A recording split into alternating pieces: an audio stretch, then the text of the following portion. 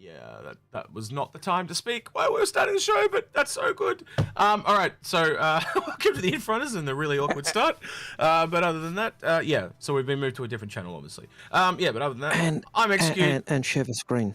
Oh, yeah, okay, cool. Yeah, let's just make it super changing awkward. Channel also kill the screen. Yeah. Let's just all double down on the awkwardness. Yeah, that's great. Professionalism.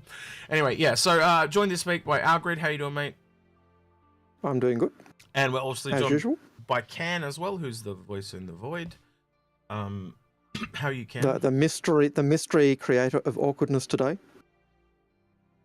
That is now not talking. Doing a very good job. It was a good thing to do. Yeah, he's embarrassed to change us to the recording channel because we forgot, but just not at that quite time. Just not quite at that time.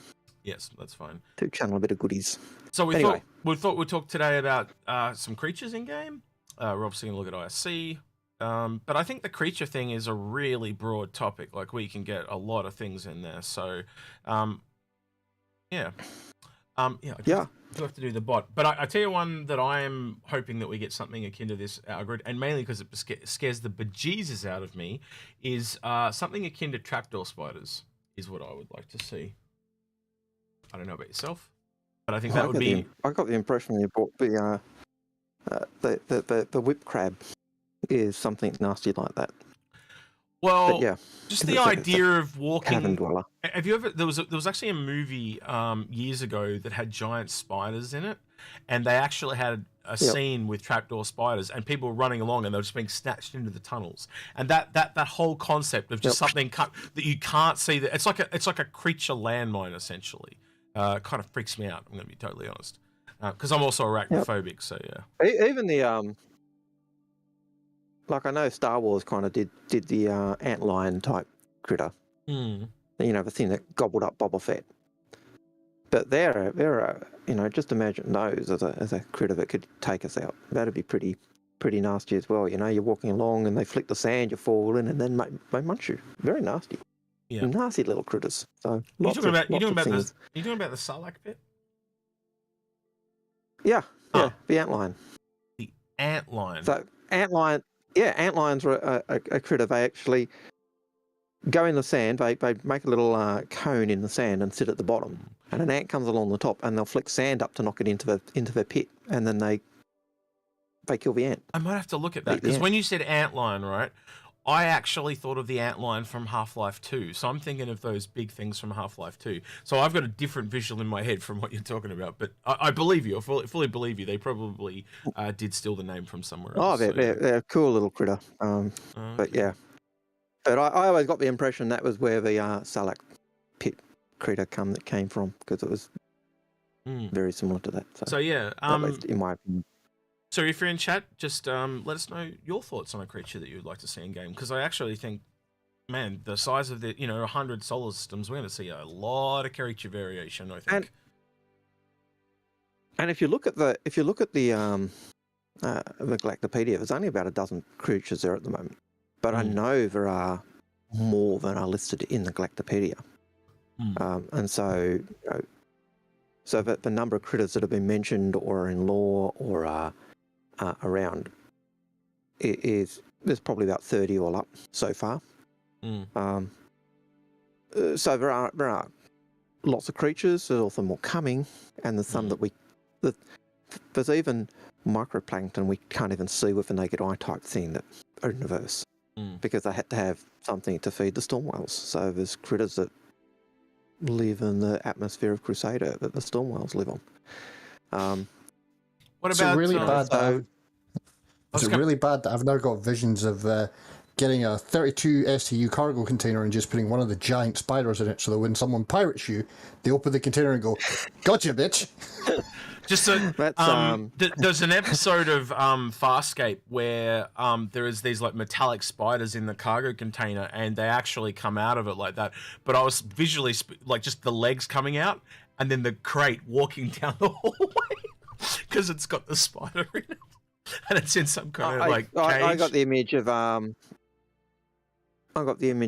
Chewie and Han in their when they gobbled up the Millennium Falcon in their ship, and all the pirate gangs getting on because they owed them money and them releasing their releasing their critter in the Behold or Galaxy Quest when they pull up a rock monster and have it run through the ship and munch things. I wonder if that's where they took that one from. Revan, thank you for the basic membership. Xperia, I noticed you're in chat too. Check your Discord messages because Algared messaged you before. Can, do you want to give us your a creature that you would like to see? He says he's already answered. Mm-hmm. Oh, tell me. 888. Okay. So there you go. We'll fix it. Well, that's so basically... no B, but just the 888. Okay, we'll fix it later. Can, your creature idea. If you can, he's not there. Yeah, I'm still here. Yeah. What about a creature? All right. I have a funny feeling there would be something. I don't know. I'm assuming you've all watched Avatar. You know the kind of weird pack hounds that they hunt on. I just have a vision of something like that as the Banu, not the Banu, the Vandul having something like that. This sort of like weird hell demon. What's the name? What was the name of the movie I would have thought that was more Leon. Avatar. Is this the thing, the horse thing? No, there's like a weird panther thing where in the fight scene towards the end. So they ride several critters. They ride some land critters and they ride some flying dragon type things and yeah. But I'm trying to pull it up because I don't remember it, so I'm trying to pull it up. Oh yeah, okay, I've got some pictures here. The Black Panther. The black one with the spikes coming out the side of his head. Let me. 'Cause I'm sure I'm not the only one. I was originally thinking the flying ones as well. Is this the thing you're talking about? This the because when I talked in Avatar movie dog, this is what came up. To this thing. Yeah. Yeah. Okay. That's exactly what I'm thinking. I could see the Vandul having something like that. That I can see that actually. That does make a lot of sense. Kind of lines up with their character a bit. Kind of like the Klingon dog. You can kind of see them Vanduli kind of having that almost barbarian Klingon nature and being. Well, to be a what do you call it? Like the apex predator of that planet, you'd have to imagine they are. There'd be some pretty harsh things on that planet. So that could be kind of cool. Well, I certainly think.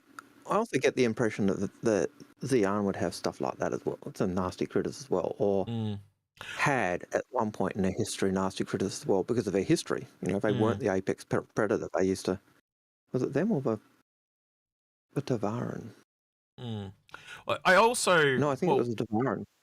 When I look at the Vandul, you know how there's like you associate an animal with them, like you know when you associated a cat with the ones from Wing Commander, and we've got the bird and the turtle and stuff like that. When I look at them, what is the thing? Well, I'll go first, right? So I actually see a piranha when I look at the Vandul. Like I might be a bit weird in that, but that's what I see. Like the way their mouth works. Kind of, I think of a piranha, and I know piranha has a bigger bottom jaw, but I don't know. That's what do you see? What creature do you see that the Vandul comes from, Algared?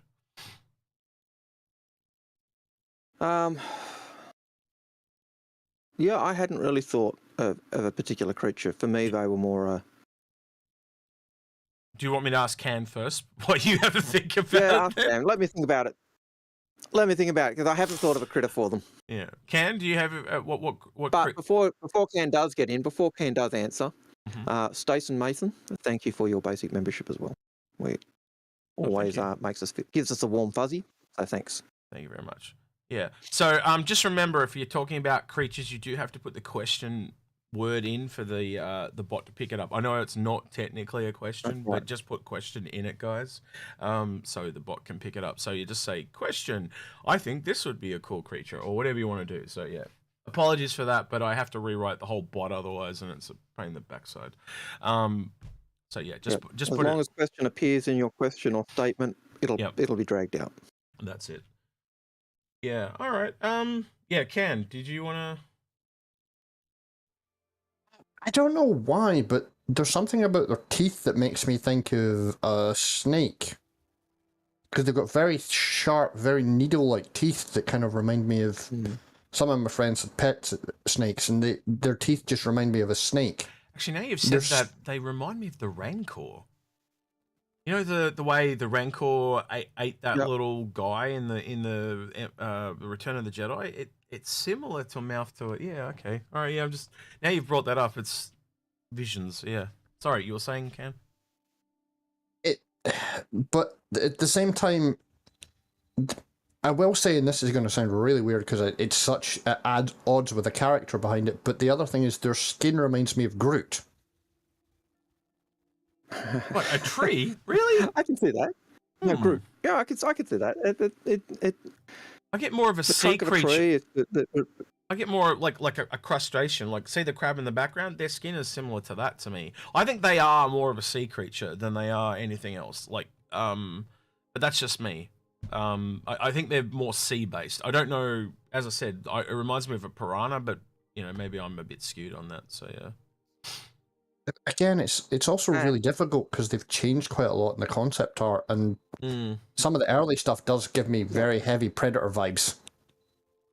And yeah, I think I'd agree with both you Execute and Phase Kitten from Twitch, who said, yeah, they are very fish-like, but for them, they resemble fish to them. I was trying to think of a pack hunter because that's how I see them operating. Okay. They are so I can see your piranha type idea. One finds when they all swarm and swarm a fish who gets it. I was thinking hyenas because they're kind of the opportunistic pack hunters, and that seems to be what Vandal are. They'll just keep coming, you know. So if you beat them, the next bigger clan says, "Awesome, let's go fight." Yeah. And then they, you know, so if they think they can beat you, they'll fight you. If they don't, they'll just back on with everyone else. So it's Well, maybe that's just it, Algared. They're not just one thing. Maybe they really have grabbed several different things, because we know they've got an obsession with knives and claws and stuff like that. So maybe they've just brought different. And the other thing with them is we know that things in. Yeah, and we know that Vandal are not planned per se, but they're kind of loose affiliations of groups. So from the X-12, I think it's the X-12, which is the Vandal ship that was captured and conquered, and you know, because it had a major engine blast, but pretty much killed anyone before they could self-destruct, which is what Vandal do before their ships are captured. And so. Normally we leave the questions to the end, but there's something here I just want to bring up to your attention, because I just never thought of it until it was mentioned here. So Sean Solo says, I would like to see rideable creatures like a Tauntaun from Hoth and Bantha from Tatooine. And then I started going, I didn't even think about rideable creatures. I didn't even think of that. But yeah, that's true. That that's a form of vehicle. Could we see creatures as vehicles? I didn't even think of that. And I'm like, now think of all the ways you could have mortars posted on the back of giant Rhonos, or charge. And in answer to that first question, like from Cascadian, yes, they have. We actually do have space cattle in game, or not in game, but certainly in lore. There is a case cattle. I think he means it as a profession. Space cattle. It's one of.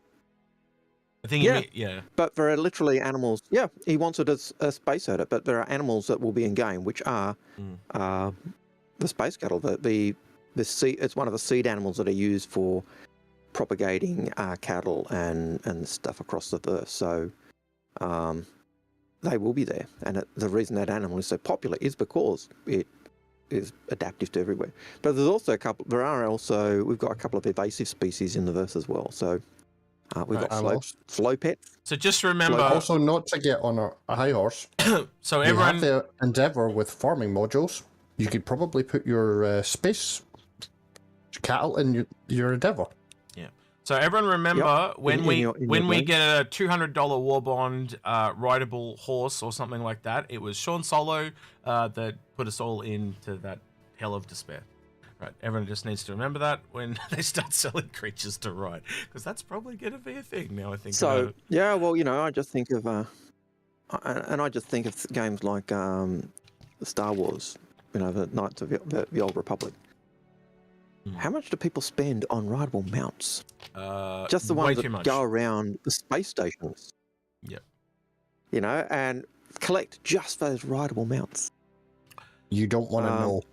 Yeah. And different coloured mounts. You know, I want a pink and polka dot tauntaun. I want an orange one. I want a yellow one. And then other games have had mechanics where you get them and you can breed them and you'll get different colours and different forms. So Asperia actually does bring up a good point as well. Modules for she said there she mentions modules for the caterpillar, but I also just started to realise there's a whole farming as a thing. Is the only ship we have is the Endeavour, so there's a whole nother line of ships there, you know. Yes, they do technically fall under cargo. Do you just chuck them in a cargo crate and they fit in every ship, or do you actually have a ship that is specially designed with environmental controls and feeding troughs and you know, medical needs for creatures? You know how like you got the little repair bay in the carrack to repair modules, almost like a little vet module, and it's got like a feeding module, and you go around going that. Yeah. So there's a whole nother line of ships there, potentially. I get images of Serenity. Of Firefly. You know, when they're almost the very first episode, they take on a job where they're hauling cattle. Yeah. And they don't want to do it. They've got to muck up a stable. You know, they've got to muck up their cargo hold and put in their things for the cattle, and they hate it. But it's typical cowboys in space. It's well, the other thing is kind of life support as well. Yep. Because I know this is going to go a little Aussie here. I know you guys have things called cattle trains. We do. The road trains that are specifically for cattle, and they're pretty much exclusive for that, I believe. Well, we certainly have road trains, and we certainly use them for quite a lot of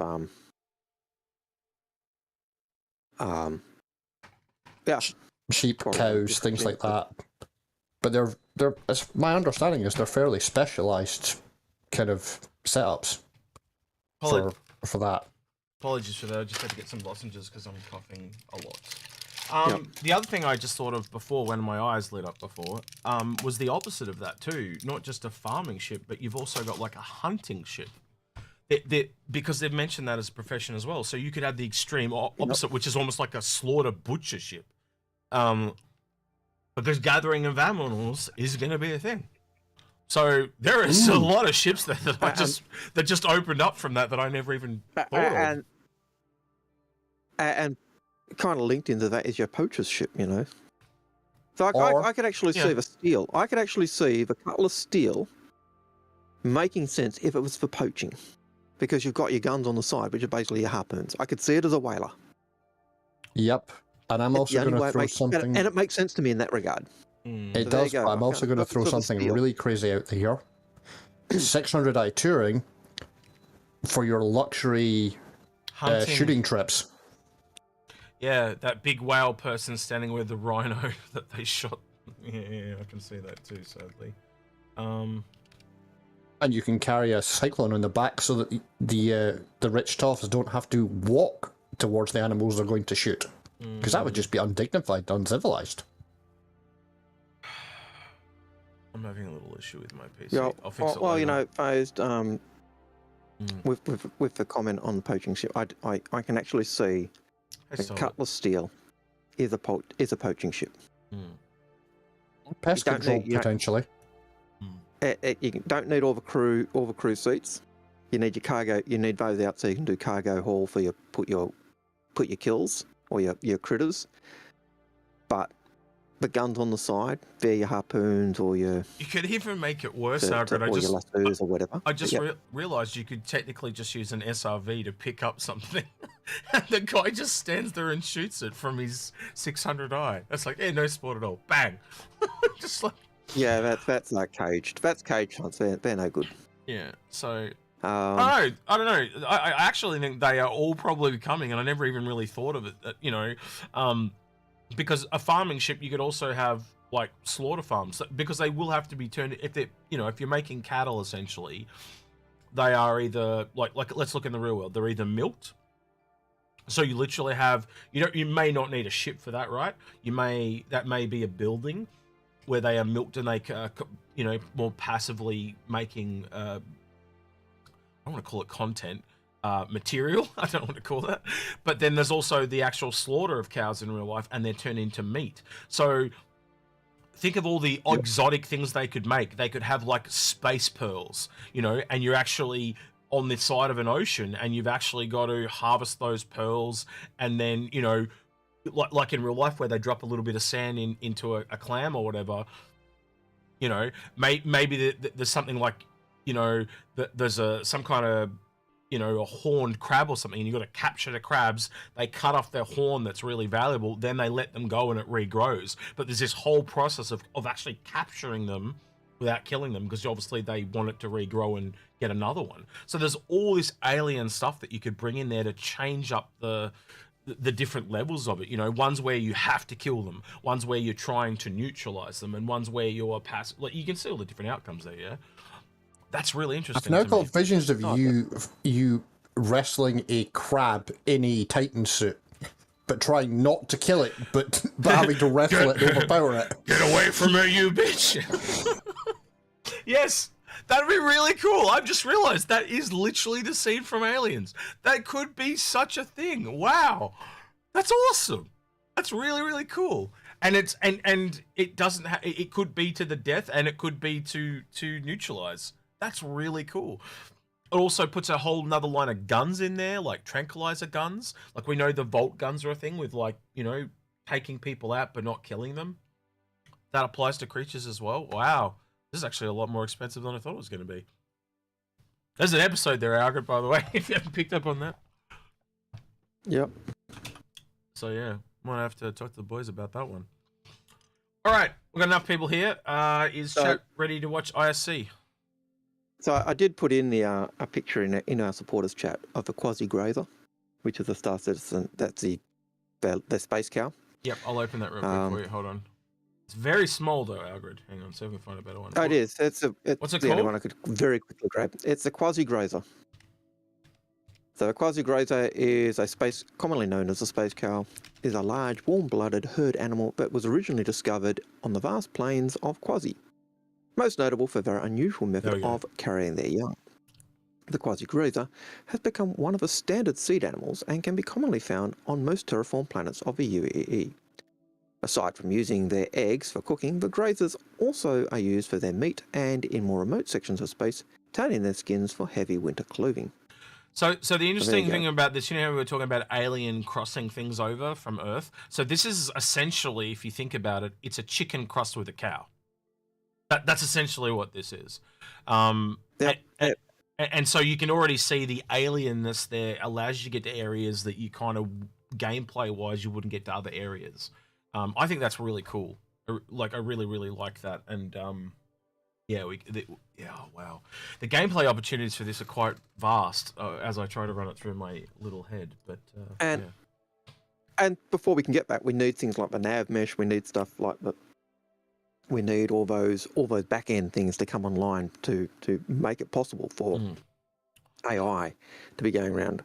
Otherwise, you just end up with, you know, the critters that are just like the Leyland tortoise we have at the moment. It just sits there. It doesn't do anything. It really like really shows how big that, like literally that is a whole nother resource chain. So you know how we were talking about like mining and salvage and stuff like that. Living animals have a whole thing there as well. It's just not on the same scale. So because obviously, well, you could have massive, huge farms of cattle like we've talked about, or space crabs or whatever creature you want to come up with. And the other thing is that could be different. The reason that makes it more versatile is it could literally change from system to system. So you know how the Endeavour has that space farm where it grows different plants and areas. You might have to grow different animals in different environments. So like someone mentioned the tauntauns, you know, so a cold environment, a hot environment, a wet environment. You might introduce a species that becomes a problem. You know, like you take it from one planet to another and it becomes a problem. And we do have situations where that's the case. There are already in the lore several evasive species. Like we've got the Oni crab that is a problem. There are flowpets that are a problem. I read of one or two others that there are 2 or 3 evasive species within the Star Citizen lore at the moment, which was quite novel to come across those.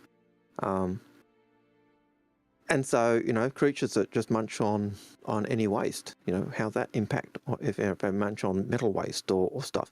You got your ship, and then all of a sudden these creatures are swarming your ship because it's yummy and munchy.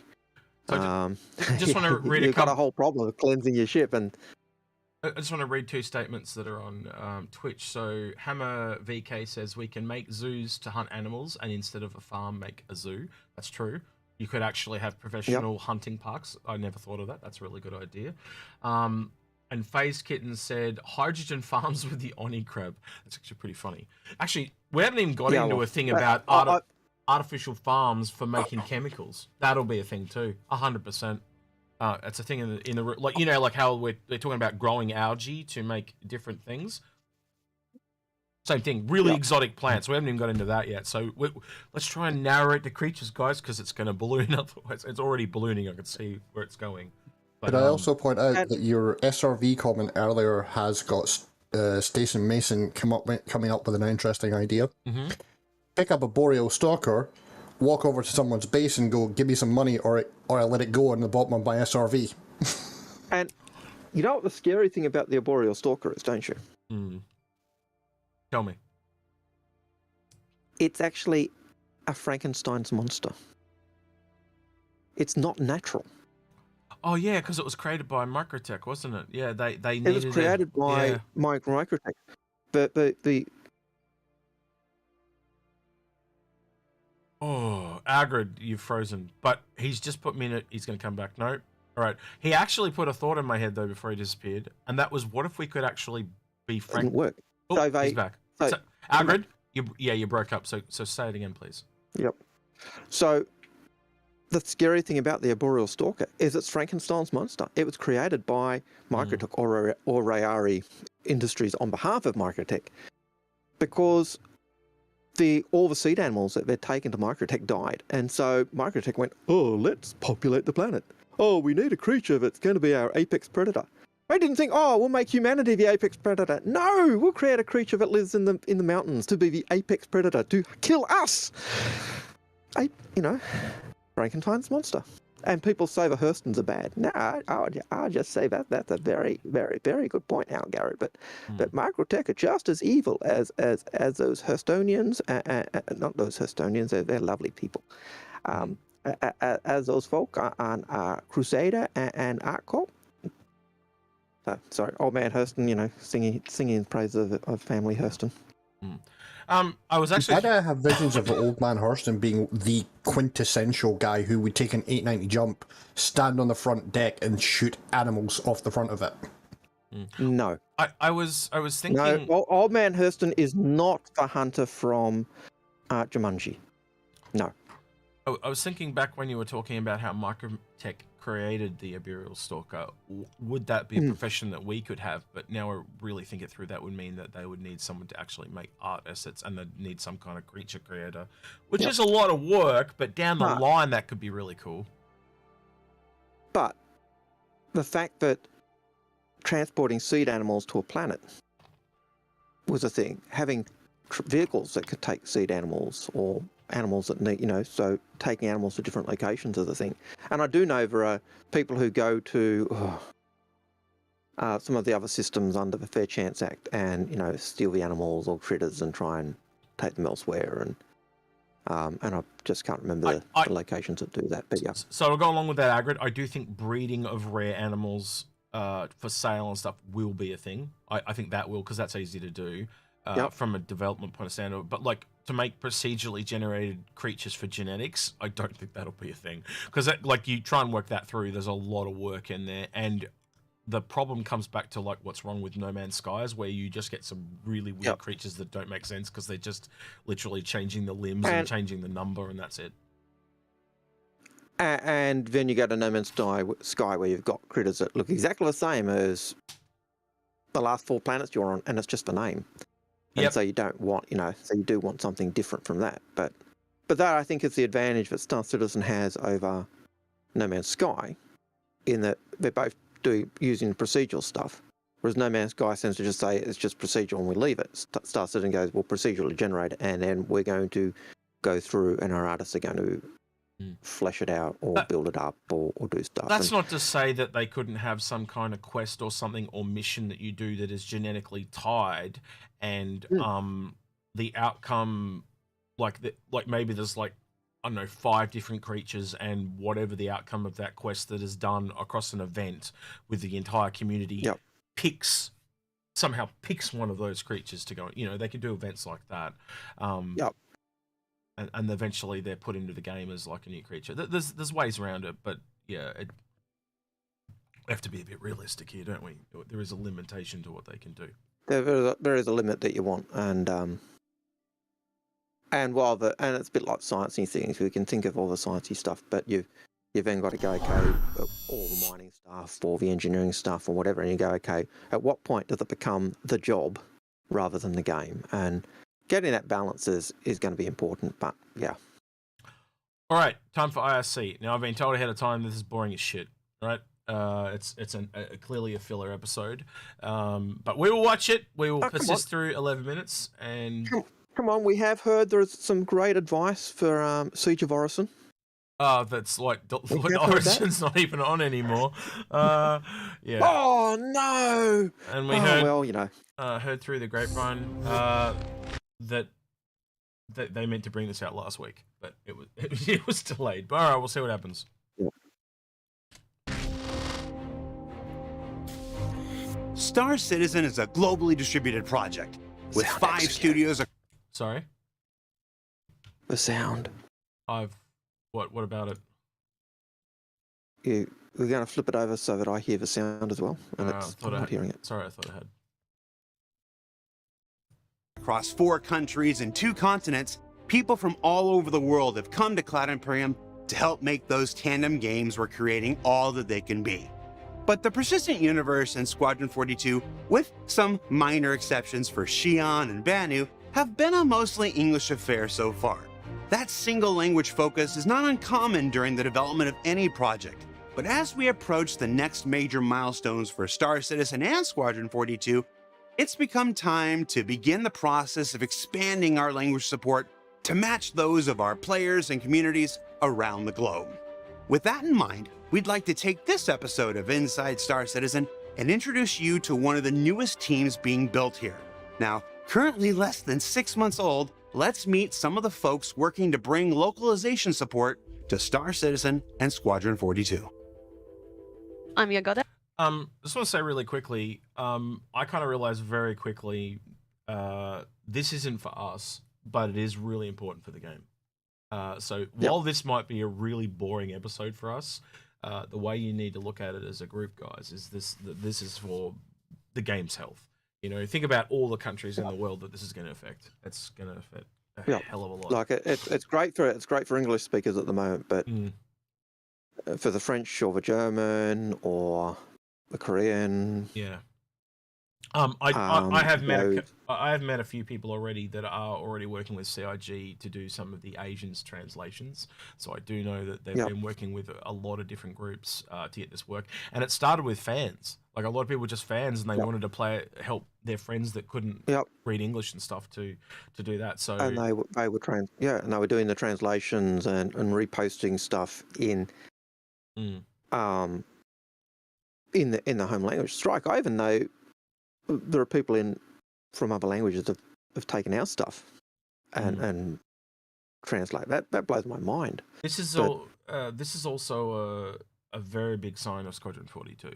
Because you don't expand out localization until something's ready to ship or getting to the end of things. So this is it's just more signs for me. But sorry, Algared. But you were saying about our stuff too. But it just really it blows my mind that people do that. But it also shows as you said, the fact that the CIG are now doing this in-house rather than just helping support others who are doing it indicates that things are a lot closer than we probably imagine.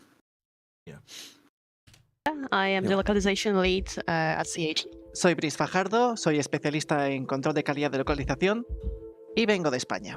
I'm Jonathan Lowndes, and I am the localization and English dialogue pipeline producer. Hola, mi nombre es María Laura Palestrini y soy especialista en localización para español en CIG. Donc, je m'appelle Yannick Simon-Klein et je suis le spécialiste localisation à CIG à Francfort. 안녕하세요. 한국어 로컬라이제이션 스페셜리스트 최유진이라고 합니다. Localization is much more than just translation. We have the full control of the tone we want to give to the game. The localization specialists want to break the language barrier. We're really trying to give players the best experience we can. And understanding how important it is to take games to other audiences. We've started thinking about localization very early at CAG. Well, usually localization is one of the last steps in game development. In this particular situation... Sorry? I said, there you go, execute. He even just said exactly what you did. Localization is the last steps you do in game development. So yeah, but I was also thinking though, like with all the facial tech they've got and stuff like that, when a person talks, it as long as they're doing the facial capture, right, they could essentially take one actor, and even though, like, say it looks like Mark Hamill, they can take, let's just, as an example, take a Korean actor and they can copy his mouth, and so really just copy that data over, and instead of it being like a dub, like in a movie, it literally will move the same as that Korean actor's mouth, which is really cool. Yeah, I might add. And that was a huge thing with the facial tech, wasn't it? That once they got the stuff in, they could actually put the head on someone, and the way, you could actually remorph the voices to do, make the head do what you wanted, which was pretty cool. Yeah, so it won't just be a dub or a sub, like a movie. I think that's really important. And then again, like I look at other games, like I think back to like StarCraft 2, they actually went back and animated all of them individually to mouth exactly the same as the actors. But technically, because of the tech they've built from the beginning, they won't need to do that. As long as they just have the, you have that facial rig with the camera, as long as they've got the dots on his chin when he's talking, they can take that data and put it in, which is kind of clever if you think about it. It really... Well, even if you look at the way it works for us, like, we're on camera and just using our cameras and our facial expressions come through onto whatever character we've got in our avatar, and it's still being worked. But if you set it up as you're saying, you're going to get much more detail and much more ability to get that, so it'll come across even smoother or more smoothly, and that is huge. But I also think that also shows that development way back when people were saying, why are you worrying about the back end? Why are you worrying about all this stuff? When are we getting it? This is why, because it gives you the strength and the tools to be able to make things even better down the line. If you've got to recreate the stuff and put it back in, it's a mess and a nightmare. So Revan in chat... It also explains... Hang on. Revan in chat says, imagine these aren't the only languages, and I agree. I think there is definitely more languages because, again, of what we're saying, it's a lot simpler for them to integrate than other languages. For me, the thing that I think is the biggest roadblock, and you guys, and I mean this to chat and Algared and Can, I think the biggest roadblock with anything is translation because different words have different meanings and different feelings, and sometimes when you're talking about like you think about a scene, you're trying to make it sad or dramatic, if the words don't fit into the same space, you know what I mean? So if they actually work there with them properly, instead of it just being it might take 10 seconds in English, but it takes 15 seconds in another language. If they can pull that off, though, could be amazing. But what I was going to say really is that probably ties into why they've gone into having so many mocap facilities at the moment. Because if you're trying to do localization in, I don't know, 10, 15 languages, having those facilities and the ability to change the character's face, that is such a step up for them. Like, and it's so jarring when the character's voice and mouth don't line up. The biggest problem that I find with languages is the nuance of a language. Well, you're a language teacher, aren't you, Algared? So we should probably. I am. You should probably should. Do you want to tell people a little bit about what you do, just so people can understand your Yeah, well, area of I'm a expertise? language teacher. I teach Indonesian, which is, in my opinion, one of the easiest languages I have ever come across. It's a phonetic language. It uses the same script that we use in English, which is great. But one of the things with that is when you're translating, you're always translating for meaning, and sometimes the nuance of a language gets lost. So the new Spider-Man movie with series with Mark Holland. Yep. Was it Mark Holland? Well, Holland anyway. Yeah. In the first one, where they're going to the prom, and there are the lights, and they're talking, and the lights change, and the daughter says, "Dad, the lights." In other words, go. But the translation just comes across as the lights, and Indonesia, it's a great translation as being a literal translation, but it didn't get the nuance of Dad. Get moving, And my Indonesian friends, when we were watching the movie in Indonesia, they missed that nuance. They missed that. Yeah. That what she was actually saying is, "Dad, move." Yeah. And I think get going. I think that's what they're kind of talking about here in this scene, in the ISC. Is it is really hard sometimes because there's cultural stuff, there's language stuff. But man, if they can pull it off, you can definitely do it easy. Put it this way, you can definitely do it easier in a game than you can do it in a movie, because you can change. Yeah. All right. Because they can change the morphing of the voice and other stuff. But it is getting that nuance of those statements that are said. You can get literal translations, but sometimes the hidden meaning of it, or the nuance, or the subtleness of a phrase can be lost, and that if they can capture that will make it like. I definitely think that's the big difference between a game and a film, because a film you kind of essentially have to go back and refilm it, so you can't do that. But a game, you've got the luxury where you can do that stuff. So it means more work. But it also makes it a better experience for the individual areas. So okay. Wait. We wanted to make sure we have aligned everything from legal text, marketing, dialogue, scripts for dubbing, anything that has to do with UI, descriptions. We want to make sure that everyone can enjoy the game, regardless of wherever they are in the world. Wait, does that mean they've got to redo all the media advertising in? I think that's what we're talking about. Like, I think That's initially they're at least looking at the moment. That's a lot of work if they're going to do it that way. Of redoing the websites and making sure they're in the actual home language and stuff. I'm not entirely sure it'll be as retrospective on all the 10 years of stuff that's come before. No. Well, they did say they have a branding in the other week, that they're spitting up a branding section in Montreal. Maybe that's why they're doing that, because they are going to expand it out into all the different languages. Because so now when they make a logo, it's not just like Cubby Blast or whatever. It's got to be Cubby Blast, but it's got to be able to be done in every language under the sun.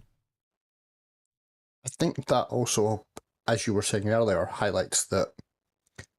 Just to be clear, I'm not saying Squadron 42 soon, but we're getting to the point where CIG are having to think about, we've got to launch this, we've got to support umpteen languages, we've got to do... There's all these things that towards the end of development suddenly become, we've got to do this.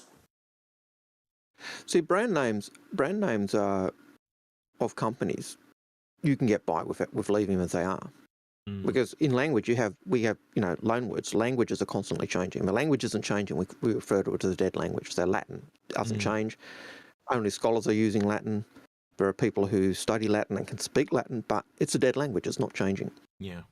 Any language that is developing or changing over time is referred to as a living language, and they would change. And but they will take loan words left, right, and centre. And things like proper names or brand names will often just be said as they are, and then the other content flows out. The Cubby Blast or some of the brand name weapons would stay the same, but you might have to find a different word for rifle or pistol or ammunition or but yeah. Well, even Cubby, like. Yeah. Well, as a brand name, Cubby Yeah. Blast just stays as Cubby Blast. You wouldn't even have to worry about it. Oh, yeah. So like when you hear German people speak and then they say Star Citizen. I get what you mean. Yeah. Yeah. Okay. Yeah, I get you. All right. Normally what I do, day-to-day basis is adapt to the text type I have to deal with pertaining translation. We also have to adapt that whatever is not translatable in words is actually understandable anyway. It's about experience, right? It's about culture. I found out from the Korean community they actually made this Korean patch for Star Citizen, and I guess that made me realize the users are actually willing to play games in their own language if they could. That actually motivates me a lot. There are a lot of conversations with other departments to make this as immersive as possible. As LQA specialist, I'm in charge to, once we have those translations implemented in the game, to ensure that those translations are both working correctly and they are correct in the context. We use a tool called STAR-R5HP, in which narrative inputs their English text, and after they approve it, it gets sent to us via the same tool, during which process we export it out into our translation tool. Then we translate it, proofread it, edit it, and do any necessary corrections as needed, and then export it back into STAR-R5HP and from STAR-R5HP into the game. Visually, you can see the work that... Sorry, Algared? I said she means Star Citizen. Yeah. But she was talking about the complexities of translation. That my students will often go Google Translate. Google Translate, it's awesome. Mm. Google Translate is a great tool, but it is crap. What because game? What game did she say? You said she meant Star Citizen. Star Wars. Oh, Star Wars. Is that what you said? I got to play. I have to play that again if that's okay. Proofread it, edit it, and do any necessary corrections as needed, and then export it back into STAR-R5HP and from STAR-R5HP into the game. Oh, Star-R5HP. I think Star-R5HP is the tool, Algared. She mentioned it just before. Hang on. They are correct in the context. We use a tool called STAR-R5HP, in which... Star-R5HP. There you go. Star-R5HP, not Star Wars. Star-R5HP, or whatever it's called. But when it did sound like Star Wars. I'll give you that. All right. That's funny. That would have been... They never would have lived that down if it was true. STAR-R5HP and from STAR-R5HP into the game. Visually, you can see the work that an art team or a cinematics team do, and you can go, yeah, I can see the flair there. But it's not until you speak a lot of these languages, you understand that maybe there's an Easter egg, maybe the wording is lifted from a Han Solo monologue or something, and then you're like, oh my god, you squeezed that in and it fits. That's the coolest thing I've ever seen. We have to be very careful to adapt the product to there is in a format and appropriate form for each locale. To be fair, I think a lot of Korean people fairly familiar with Western culture, so we use a lot of English words, sometimes as a meme, sometimes that's just as a professional terms. A word. Just want to add, I actually hung out with a Korean streamer a couple of weeks ago, and they were just excited to have someone that spoke English in the chat. It was really interesting. But they are just into this game as much as we are. So you'd be really surprised the reach. No, well, what I mean by that is like at the moment it's in English, right? So that's a limiting factor to how far it can go. But the fact that there are people that are going out there and they're not playing in their native language, I think that really does show just how broad the appeal of this is going to be. That's what I'm saying. And you look at the stuff that Korean guy was doing, and that was a chick. But anyway, I know what you mean. That was huge, But yeah, that is very, very common, and it's like in European Spanish people to grab something is ser coger, which in Latin America, in most countries in Latin America, it means to have intercourse. So that's a really funny difference that we laugh about all the time. As a producer, sorry, I have to do that one again. What did you say? It means to have intercourse with.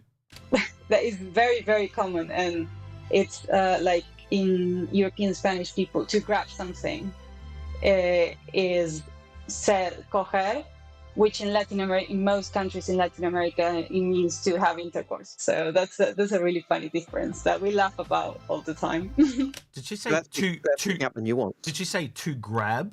That's what I heard. To grab. Yeah. All right. So if I heard a right to grab with Spain in the Spanish language, right from Spain, meant to grab. But if you go to the South American countries or the Latin country, or, that area, that word has the nuance has now been switched. So it actually means you.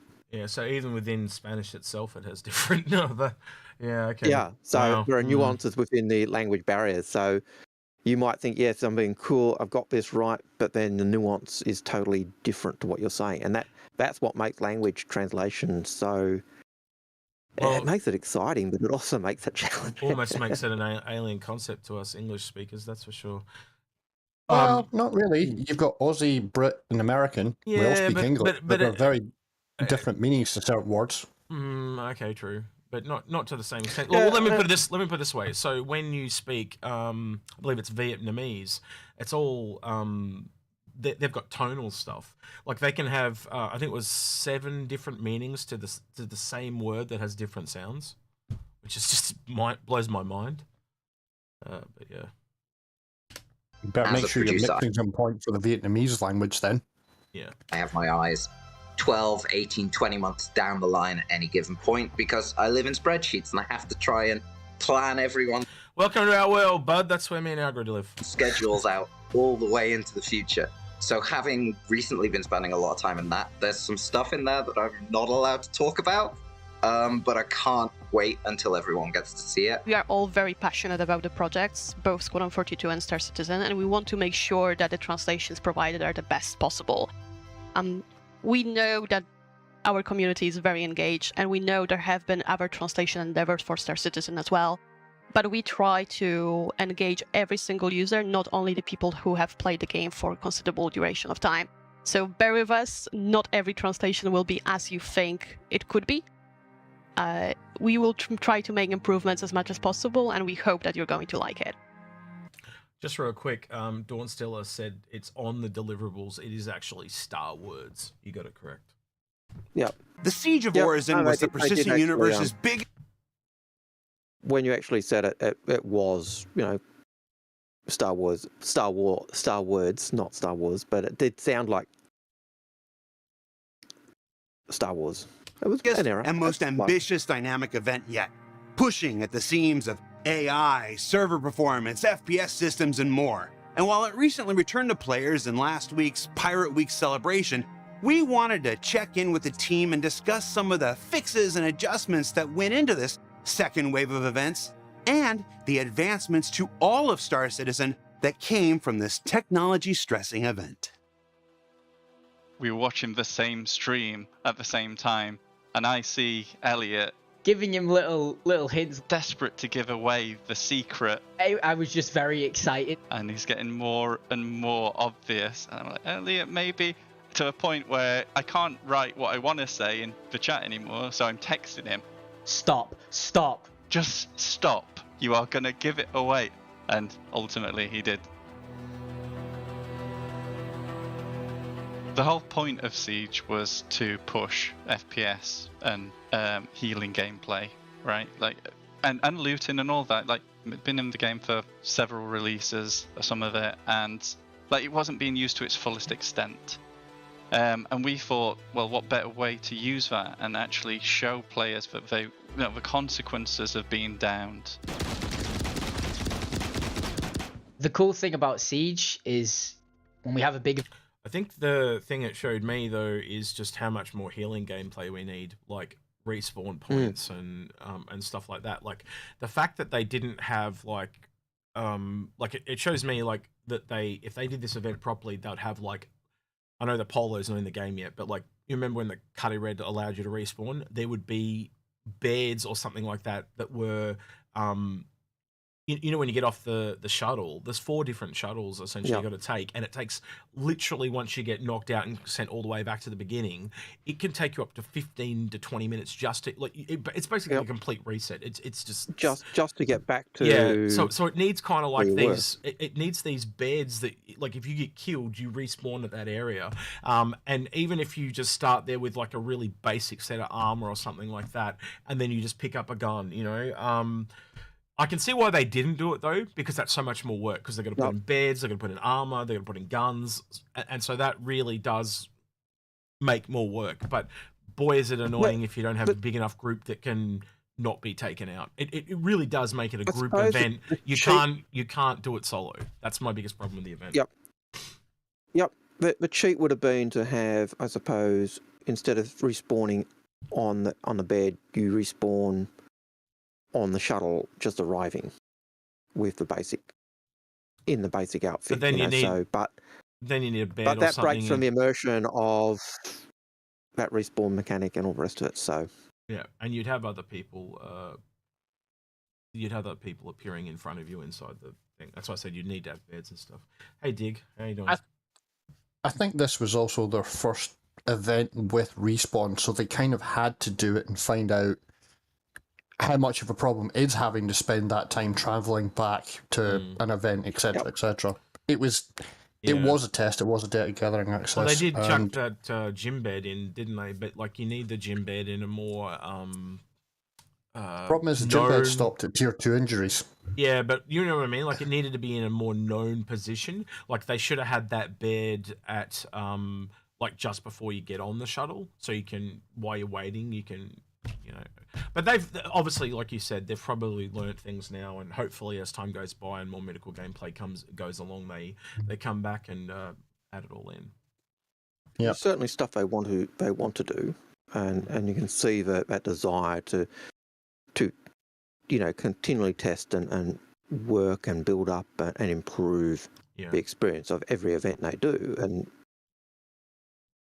that's the beauty of being an alpha product, I suppose, and running these events. They get to see what's working and what's not, and then modify and twist it. And just a comment on something that's come through in the question bot. We're not ignoring the questions. We're just trying to get through the ISC video, and then we will actually answer the questions. But we can't do both at the same time. Yep. Okay. Exactly. That's why putting question in your question or comment. It gets us a lot of really sort of improvements to the game. You know, because of Siege, there was some sort of more of a focus on looking at some of the back-end type performance, and they found issues, and that's unlocked 100-player servers for people. It helped to push towards it. Over the course of it, like, already running, you know, me and Luke was watching streams, and we was having constant conversations as to ways we could improve this mission, not only for future iterations on it, but also just in the quick patches we can get out. We fixed the bug where when you completed an objective, you wasn't instantly paid. You should have been instantly paid, but instead what was happening was it wasn't being given instantly, but it was collecting, so when the mission ended, it awarded it all at once. We fixed a number of flow breaking issues as well, like where bosses would just fall through the floor and be unreachable.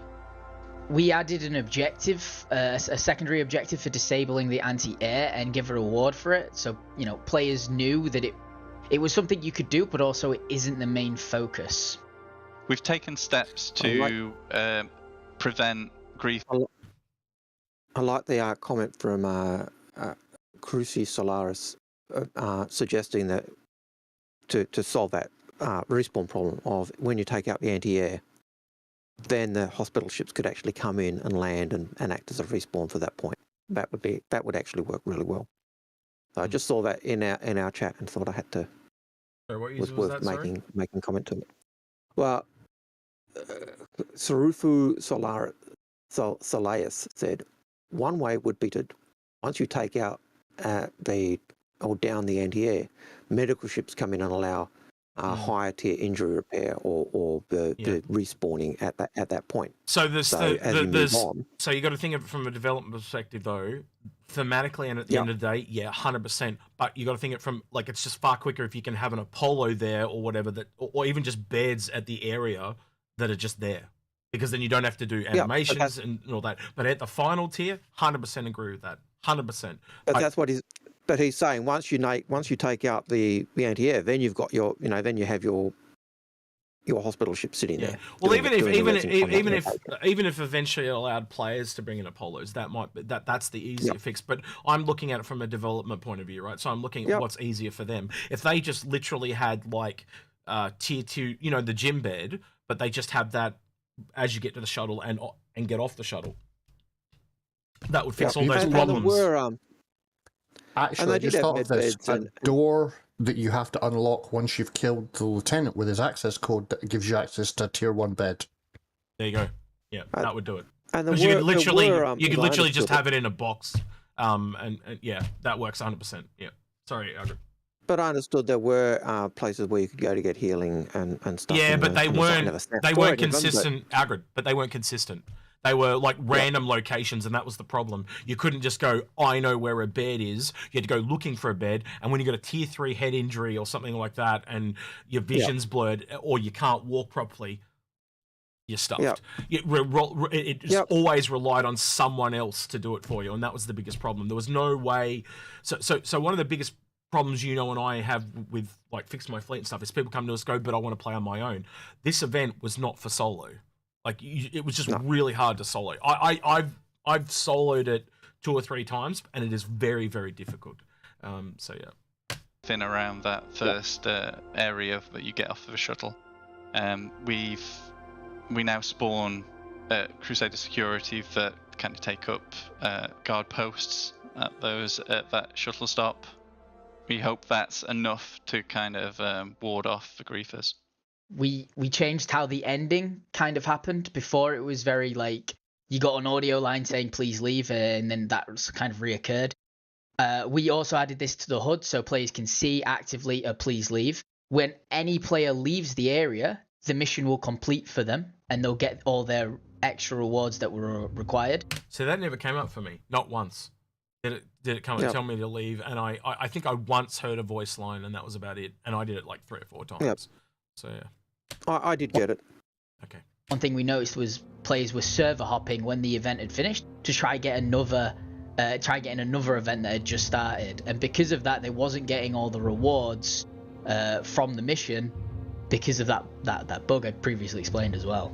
We are working on dialogue improvements. Nearest out of the sky, I've got heavy hits locking down each of the platforms. At Solanki platform. You don't stand a chance.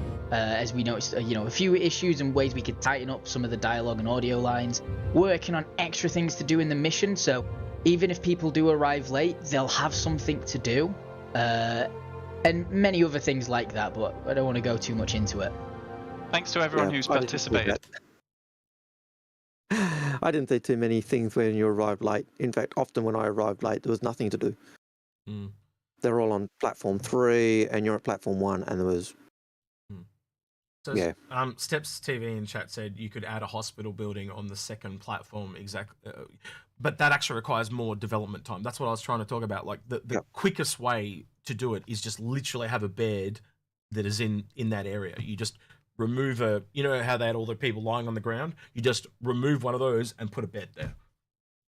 No need for animations of a ship, no need for a ship, no need for a building, no need for an extra floor on a building, any of that stuff. And that could be a very easy way to do it. Like literally build a floor that's like, the medical floor, and that just appears in certain buildings. That would work because you could literally just have the same room every single time. But it's the amount of like the quickest way is literally take out one thing, put in another in a very small confined space. I'm talking about like a guy can do that in 10 minutes type of thing, where building a whole room, that's going to take a day or two, So yeah. In Siege of Horizon, there was the other thing that one of the guys in chat said about when the announcement came up to leave, know where to go to leave. Because, how do you got to kill your turn, you get lost, and you go, oh crap, how do I get out? I don't even think there's a shuttle back, is there? Like, how do you get out? Like, I don't know how to get out. Every time there is a shuttle out. Oh, really? I've just had to log out every single time. There is a shuttle out, but the problem is you have to know where you have to know the platforms, which I do. I know the platforms backside forwards like the back of my hand. But even with that knowledge, you still had to pretty much sprint. But that also didn't help you if you were on the final platform and people hadn't done it properly and taken out all the AA, because all the ships that you landed on the final platform got destroyed and you have no way off. So the one time that it actually came up and told us to leave, we got on, I think it was equivalent to a C2 or an A2, and we were like, oh yeah, we'll just fly back to Horizon. And then literally we got a certain distance away and it says, if you don't fly back now, they're set to self-destruct. And we're like, are you serious? And then so we turned around, started flying back, and then other turrets started firing at us and we died. And then we did respawn at Horizon, and then it did complete the quest, but we'd lost all the gear and everything that we'd collected doing Horizon. All the loot you'd gathered. So literally, I think what it needs to do is all the station platforms need to change the shuttles to have a shuttle that literally just takes you straight back to Horizon. So you don't have to jump through multiple platforms to get back to Horizon. They just all change, and it's like an emergency return shuttle. And you can literally just press one, and it spawns one, you know, just flies one in, you get in, press the button, and it just flies you back. And that would be the easiest theoretically, fix. that would make sense. That would make sense once they've regained control. You know, you'd have your support shuttles or stuff coming in to help recover wounded, recover the dead, recover the loot, and recover the, you know, take the prisoners that are remaining. It is also minorly insulting the fact that you, Crusader Security, go, the Ninetales invaded, we can't handle it, come and help us. Thank you for killing all these known terrorists. By the way, you're going to jail because you stayed 5 minutes too long. What? By the way, it's, you're now a criminal. Get off the station. Get off this restricted area. Yeah, thanks for You're helping getting off, out. bang. Thanks for helping us. But now you're just a pain in the ass. Get out of my way. Yep. You mass murdered 100 Ninetales. That's okay, but you've loitered with intent, so you're now going to Korea for an hour. That's right. It's you've loitered with intent, so we're now treating like the Hurstons would treat their workers. See, everyone's like evil. Really They're all fun evil. watching you guys and hearing your feedback on playing the event. So what did we learn this week? Well, we learned that the localization team is hard at work reinterpreting Squadron 42 for several languages and cultures around the world. That turning an eye to Star Citizen will begin with external web resources before they dive into the depths of the Stanton system. And that the Siege of Horizon wasn't just a fun event for our players, it pushed the underlying technologies in ways that have improved experiences for every aspect of life in the persistent universe. Now remember that our CitizenCon livestream will be this October 8th at 8 a.m. Pacific, 3 p.m. UTC, and it's really like an entire season of ISC all crammed into a single quarter day. There's gonna be some cool stuff. For Inside Star Citizen, I'm Jared Huckabee. We'll see you all here next week. A quarter day of Inside Star Citizen. That could either be really good or really boring. Oh, that's a snarky comment from me. All right. Sorry, I'm just messaging So someone. there you go. That's okay. I was just wincing with back pain. Yeah, I'm just having an issue with the bot. It's all right. I had to message Piggles. But all right. Well, while you're sorting that out, I'll start the questions. Yep. So I'll get in game. First question we kind of dealt with. It was Cascadian's question about farming. Yep. You want to be a space ranger? Awesome. Just real quick before we do that, just a couple of house cleaning things. So straight off the bat, when the questions end, we will end the stream. So if there are no questions, we'll end. The other thing I want to point out is Algared and I are looking for potential people for Fix My Fleet. We want to record a couple of ahead of time for the AIE. So if you think that you're a candidate for Fix My Fleet, either actually I'm going to put on Algared. Reach out to Algared. Because I've got a lot of the stuff on my plate. So reach out to Algared if you want to do a Fix My Fleet. He'll do like a little bit of an assessment.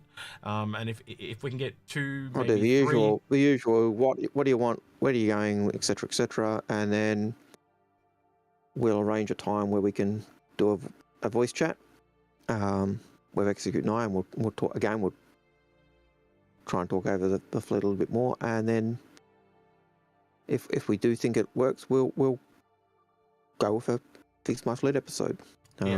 I did have a guy I sent to you yesterday. I don't know if you got that message. Haven't seen that yet, so. What was the guy's name? I can't remember. Anyway, I'll find it. I'll have a look. Yep. Too many messages. Too many messages. But yeah, there are people. So yeah, we just want to try and get a couple done for you guys, because you guys will probably be honest with us as well. There hasn't been a lot of Fix My Fleets this year compared to other years, because it's just people are, we've done our job. People are learning what we've they done our need job. to do. People have learnt the progress, and people have popped into our Fix My Fleet channel as well, and they get helped. And I've seen there are even others who are now doing the Fix My Fleet type idea as well. So. High praise, I suppose. Yeah. Imitation's the highest form of praise, they say. So, de facto, what do you mean by combined fleet? You mean context? Would we be happy to do a combined fleet? And how do you see that? Is that like yours and someone else's? There's like an org fleet or something like that. Yeah, sure, man. Like an org fleet? Yeah, if you mean combined between multiple people, yeah, sure, no problem. We actually, for a long time, looked for an org, like a Fix My Org fleet, because we realized that there was a lot of, we'd get people to come to us and they'd been kind of told, you have to buy this. And we just fundamentally did not agree with that at all. Right. Because it really pigeonholed people, and if they ever want to move, they go, like, just say, for example, there'd been the guy that had to buy all the repair ships. They then go to another fleet. If they already had repair ships, well, it's like, well, we don't need those. Yep. So had buy what you want. Had my org said to me, no, you must have this ship, I'd have told them to F off. Yeah. And I'd have said, well, you're not the org for me. I don't care if you're the best PvP or the best PvE game in the world or group in the world. If you're telling me you must have this ship, pee off. Get out of it, I'm sorry. I'm going to get what I want. And Face play with people. Face Kitten in Twitch, I think, is saying that they might want to be on. So yeah, Faze, reach out to Algared and he'll have a look, and we'll go from there. Yep. Yeah, we'd love to. So hit me up after the show, Phased, and we can chat for a little bit. Again. All right. Okay, so our first question was from Cascadian about farming. Lots of opportunities there. Yes, I do hope that the quasi-grazer is a produce we actually buy and use and convert into the stock and the materials that they have. Because I think there's a lot of option for that, and the options we did talk about earlier on, just in transporting, having them on our endeavours, having them elsewhere, taking them to see the planet that's been terraformed, using them to screw up a planet that's been terraformed that doesn't have them, nasty things that people can do. Yep. So fully expect the whole kit and caboodle of ranching and other aspects to be part of the game. Aurelius Indomitus said, question, Hellhound as a pet? And I would say, yeah, bring it on. Very Klingon. Well, you got to think of different play styles as well. So you got like pirates and stuff like that, and bounty hunters. Like you tell me, a dog or a bird to hunt someone down seems like a type of thing that would be kind of cool to go with bounty hunting gameplay. Yeah. Oh well, you got your dog that can even just get it to tackle the person or grapple the person or. Also, ship defense. If you've got a couple of nice gnarly pets that are like, as long as they know the crew, they don't care. But it's like, I don't know you. You're lunch. Munch. Yeah, that's right. No more stowaways. A boreal stalker. A pet. A boreal stalker. What about as security, like actual animals that that become loyal to you over time, and you put them around your base or in your house, so when someone breaks in, they're like literally like an attack dog. Exactly what I'm talking about. Can just said. Oh, sorry, I was exactly what Can just said. Sorry, I'm multitasking. I'm choosing on this. Like I was saying your ship, like. Yeah. Oh, you're saying your ship. Like someone tries to stow away, and the next thing they know, it's like, "Hello, meet Fred. He's my 300-pound German Shepherd fur missile. He's gonna screw up your day." So I just want to tell you what I'm doing right now. So this is how hard it is to drive this show, right? I am monitoring two chats, a Discord, and I'm playing a game, and I'm trying to listen to these two at the same time as well. So yeah, it's a handful. So if I ever get lost, now you know why. Anyway, sorry, apologies for that. That's okay. Sean Solo's question came back. He said, I'd like to see rideable creatures like a Tauntaun, and yep, we agree with that. Phase Kitten, I would really love to see something akin to the first season episode of Next Generation, where they discover the massive jellyfish species that float throughout space. Yeah, yep, I think that's kind of what they're doing with the space whale in a way. Yep, I get the impression of space whales that they did at one point talk about it possibly being, traveling between planets as well. But I think they've put that one stomped that one on the head. But they did. I can remember them talking about, they live in certain areas and they go to a different location and stuff. But just to circle back to the rideable creatures, the other thing is, CIG will sell us paint skins for our animals. You know that they're going to have a kitten and it's going to be pink. I think they're more likely not going to change the color of the animals, but they might sell you like a pink saddle and like a blue saddle or something like that. That, I think, could be more of a thing. But we'll see. You got what I was getting at. If I make breedable pets or breedable animals, I can see, people making a career out of just getting the animals and then breeding them to get the different variations of colour that could be possible and selling them. And that would be a career. I could full on see a rancher, doing a stud farm type thing. Absolutely. Yeah, 100% see that. Type of thing that people who don't like PvP or even PvE type things that will lap up. People who like decorating will get onto that type of stuff, I think. Mint Cake says, question, what do you think about gremlin-like creatures being in the game? Ooh, no thanks. And they look, exposed you don't feed it after midnight? No, I'm thinking of, like, how when they were exposed to water and stuff like that too. Yep. So different, so that's what I mean. Like, say they have what I said about a creature that's introduced. You take it from one planet to another, but when it gets to another planet, there was just something they didn't foresee, and it essentially you could have like a little cute creature, and it morphs into the Burial Stalker because it's some kind of chemical got into its makeup and mutated it and turned it into like a horror bat that just fly. That could be a thing, and I bet you the lore team will come up with things like that for some of the creatures. 100%. Oh, the Xeon pet, however you say Xeon. People who want to complain, I saw in chat earlier someone correcting my pronunciation, and I didn't care. You know exactly what I was referring to, so it's irrelevant. But if you look at the pet that the Xeon gave to Imperator Constantine, nice, calm, pleasant-looking pet. That could almost be your gremlin. Feed it after midnight, or get it wet and boom, turns into the nasty. It'd be a good reference at the nonetheless, and I think being everyone being sci-fi nerds and geeks and stuff like that, I think they will have all those little nods of the hat to almost everything. We're already seeing it in some things already, so yeah. Well, strike. We've got the, CIG have one of the early rewards was the towel rack. The towel decoration for the hangar. One of the earliest. What is that reference? What is that in reference to, Algared? What? Because maybe I missed Squadron it. 42. Oh. It's a reference to Hitchhiker's Guide. Ah, okay, right. I'm not a big Hitchhiker's Guide, so that's probably why I don't get the reference. I've seen the movie, the one that came out, the last one that came out, but yeah. So you take it. Don't forget your towel, because your towel's your important tool. And so one of the early merch was the stuff that isn't towel, because you don't want to forget your towel. Total throwaway line picked up from the Douglas Adams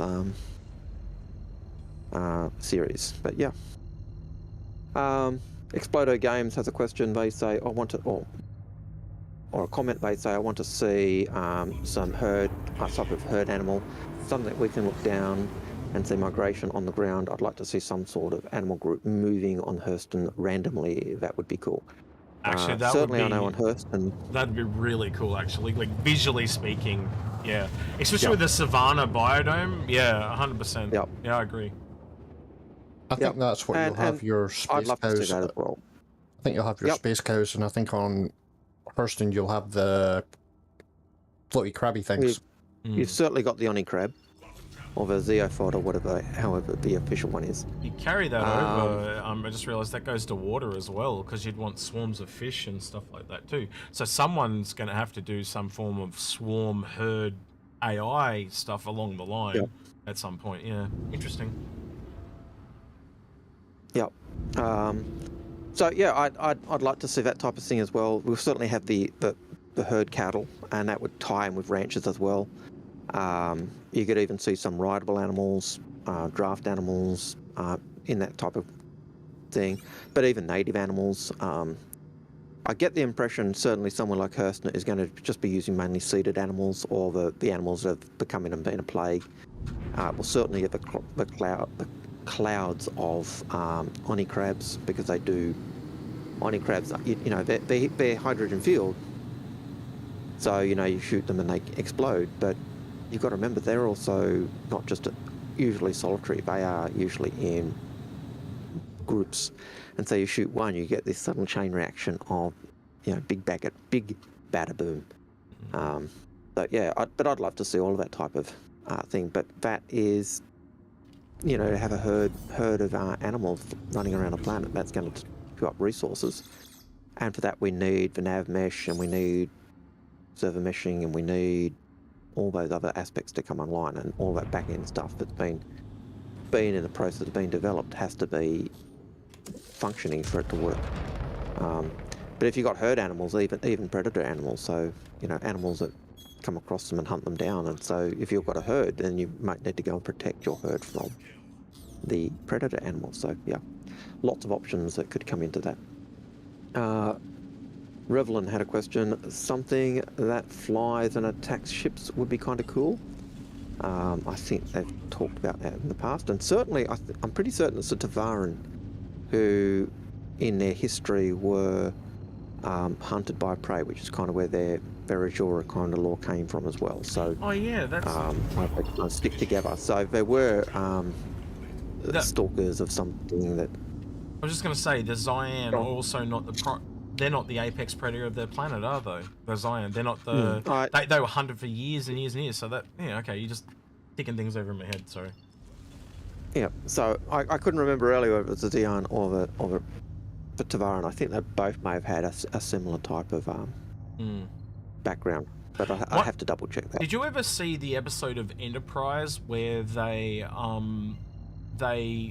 it was really weird that there was 7 species that I think it was called the Zindi or something like that, and they all were on one planet.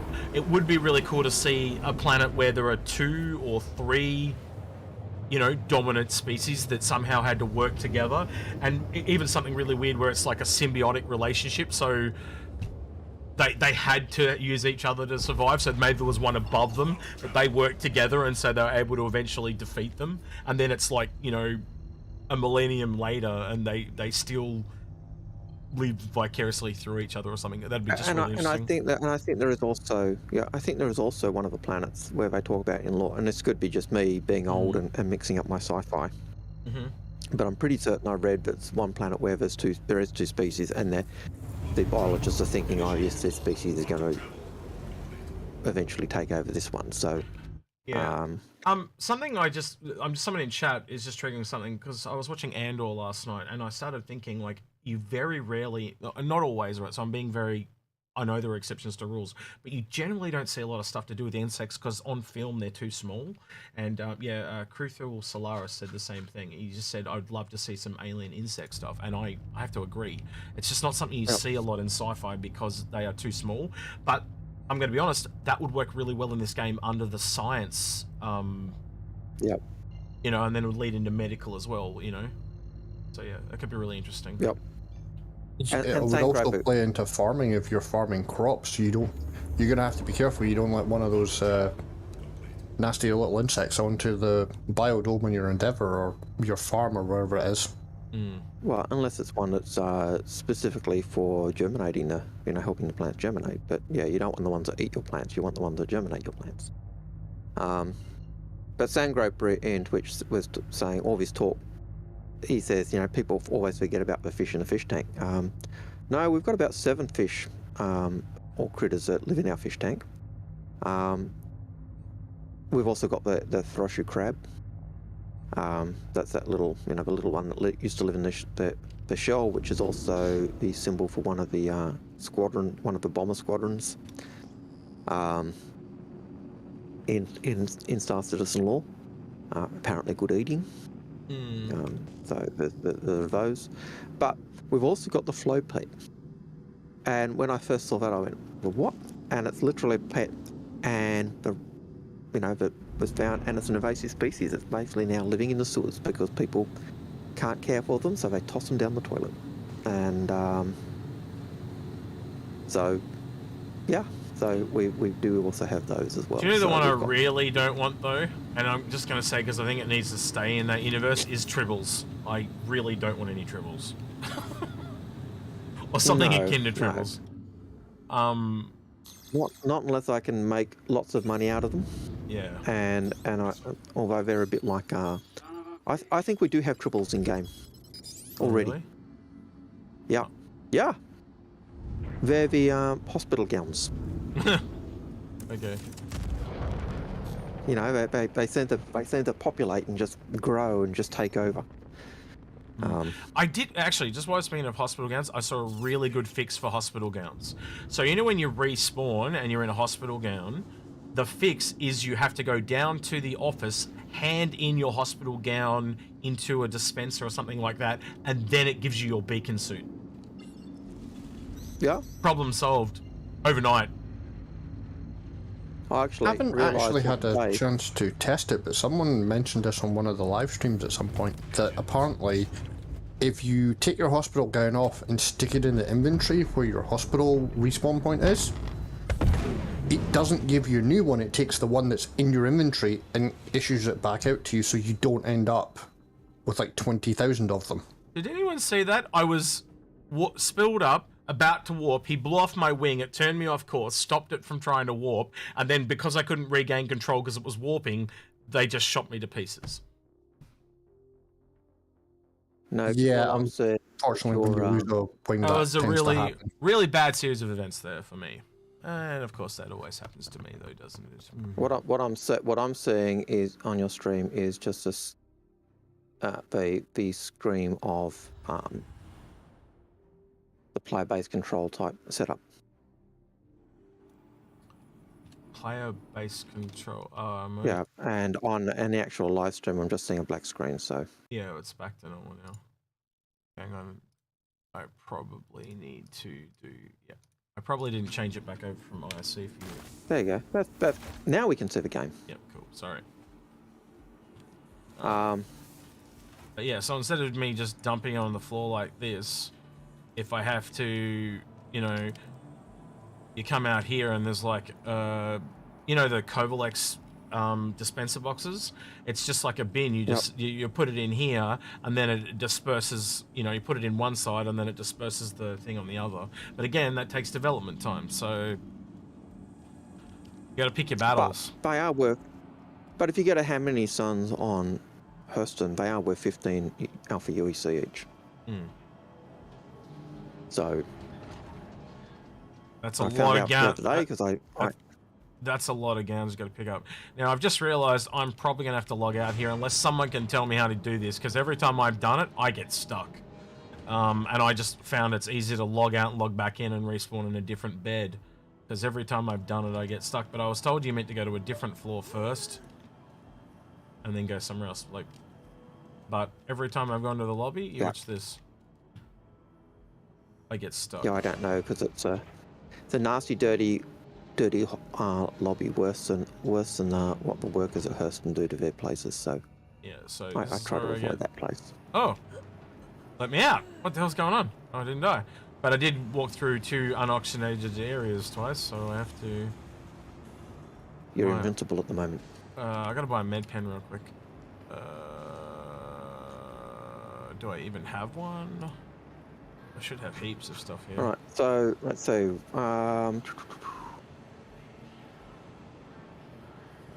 Aurelius Indomitus has a question or a comment. They say, I don't think it. Hang on. I don't think it is not now in other parts of Europe, but in Europe we have an old comic book about a marsupilami. I can see this as a pet the Banu would have. I don't even know what a marsupilami is, so... Maybe Google it real quick while you're... So I'm assuming it's probably some form of lamary type critter, but...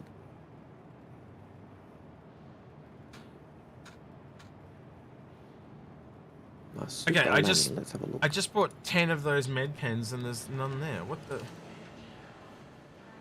Really confused right now. Game is not working. Okay, so Marsupilami was an American cartoon. Disney Marsupilami intro. Yeah, it looks like some big-eared bunny rabbit type. Link it to me if you've got a half-decent res image, and I'll bring it up. The only ones I can see are trailers and clips, so at the moment. Okay. Let's get images. How's it spelled, Algared? Just Marsu, M-A-R-S-U-P-I-L-A-M. Marsupilami. Found it. Images. All right, I'll kick it over to the browser so you can see. It almost looks like he's one of the Animaniacs. It looks like it's by the same guy. Yep. Animaniac. Yep. Yeah. Yeah, so it's just like a two-headed creature? Just looks like a... It's, one-headed. One-headed, it's a cross between what looks like a leopard and a monkey. Yeah, essentially, with a really long tail. Yeah. I just thought it was a dog. Yeah, all different types. No, if you see the pictures of it in some of the animated stuff, it looks like a weird cross between a... No, I'm looking at the pictures, but to me, yeah. But I would agree, I could see the Banu loving that, or actually... something that's like rainbow coloured, or... you know, like peacocks, how they have that weird thing where they change colour. Chameleon. Oh, no? No? A chameleon... I could see them liking chameleons that change colour. I could see them liking peacocks, or the male peacocks with their opening their tails up. I could see them liking the Xi'an household pet as well. But yeah, do they have their own household pet that they'd use? Don't know.